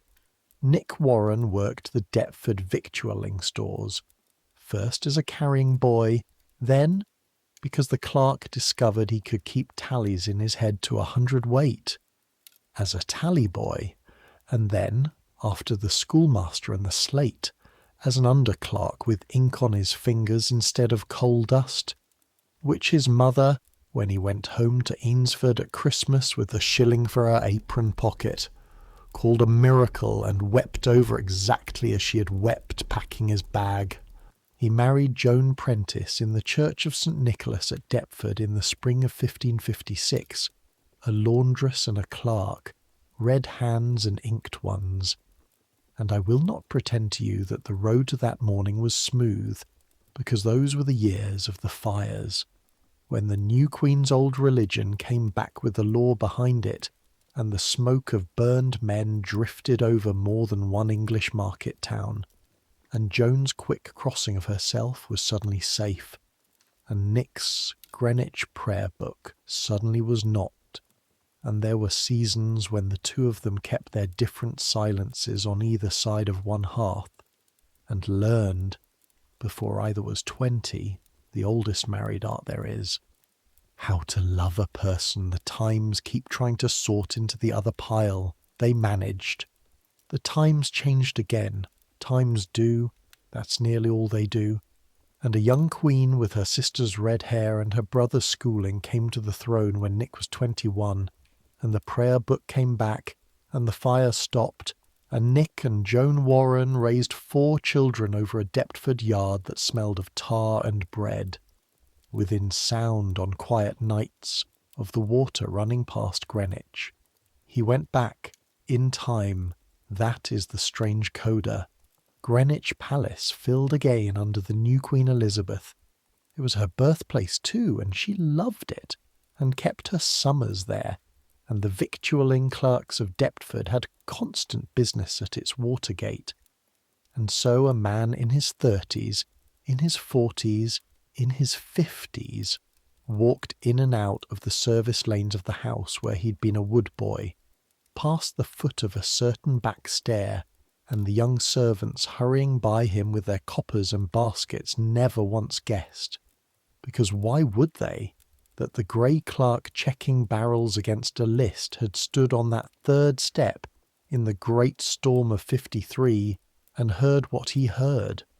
He never told them. He never told anyone. All those years, not the whole of it. Treadgold's rule held until you die.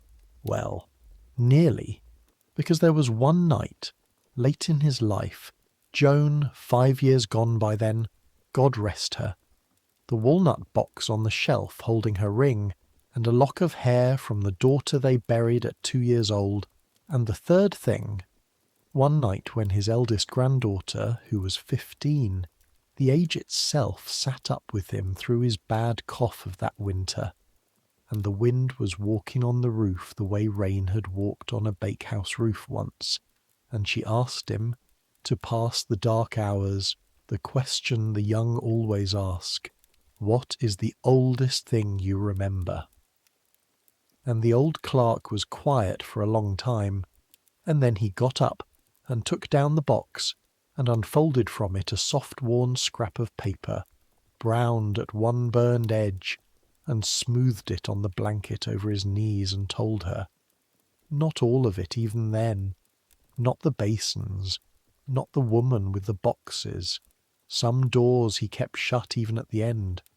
But the stairs, and the storm, and the voice through the door, and the fire in the yard, and the paper, the fair line at the top, and beneath it the 4 failing tries at a single word, the last one trailing off into that long falling stroke, and the girl bent over it in the candlelight and read the word aloud easily, the way the living read, and looked up at him with her whole face changed and said, "But grandfather, this should be kept, somewhere, shown, people should know."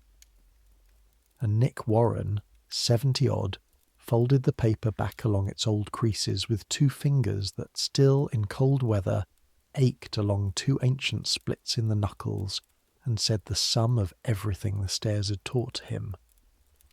"People know the parts that were shouted, girl. Somebody has to keep the parts that were whispered."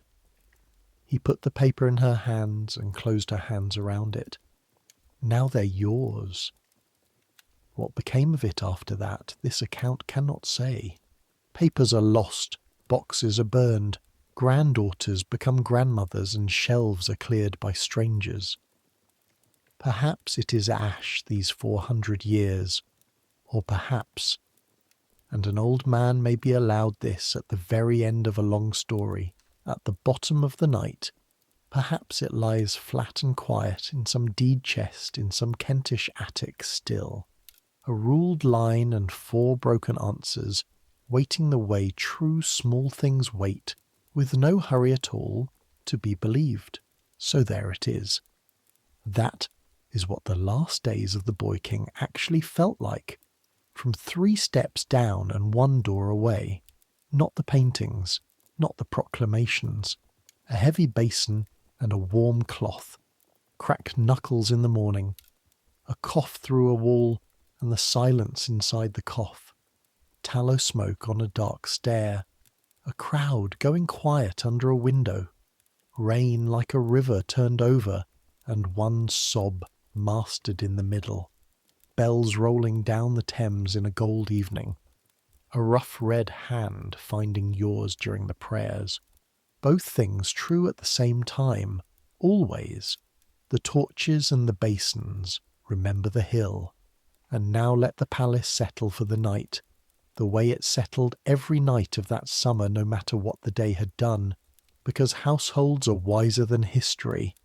The fires banked, the shutters barred, the last barge tied, the watchman's feet on the gravel growing fainter, rounder, softer. The ovens are warm under the floor. The rain has passed off down the river. You're carried enough for one day. Fed enough, safe enough. You have a roof and a bed, and tomorrow's load will keep till tomorrow. That's more than most had, in that year or any year. That's enough. Let the sounds go far away now. Let the river run without you watching it. Let the stairs stand empty in the dark and the candle gutter, and no one need it. Tomorrow there will be water to carry. Tomorrow there will be lists and bells and tides. Tomorrow the whole great machine will wake and want, but that's tomorrow. Right now there is only the dark and the warmth coming up through the boards, and the slow breathing of the boy beside you, and the rain gone quiet. Centuries will pass. The palace of Greenwich you knew will vanish stone by stone, pulled down, built over, until nothing of the red riverfront remains but the ground it stood on, and other buildings, white and grand, will rise there and grow old in their turn. The hill will stay. Duke Humphrey's tower will fall, and a new tower will stand on its footprint, full of clocks and glass, and the whole world will one day set its time by that hilltop where a woodboy ate his bread in the wind. The river will be bridged and tunnelled and tamed, and will go on running anyway, the same water road, the same light on it at evening, and people will still climb that hill, still stand where you stood, with the city smoking away to the west, feeling small and alive and briefly free of whatever waits below, still sit up at night with the dying and hold their hands and master their sobs in the middle, still keep, in boxes and drawers and the linings of their coats, these small true things nobody ordered them to keep. Some things don't change. The human heart doesn't change. The need, at the end of a long day of carrying, to set the load down at last, that doesn't change either. So set it down. Let sleep come up the stairs to you now, quiet as a well-trained servant, taking what you no longer need to hold. Let the day fade. Let the voices quiet. Let your thoughts slow and soften and finally stop. You've earned this rest. Take it and dream of whatever dreams may come. Good night.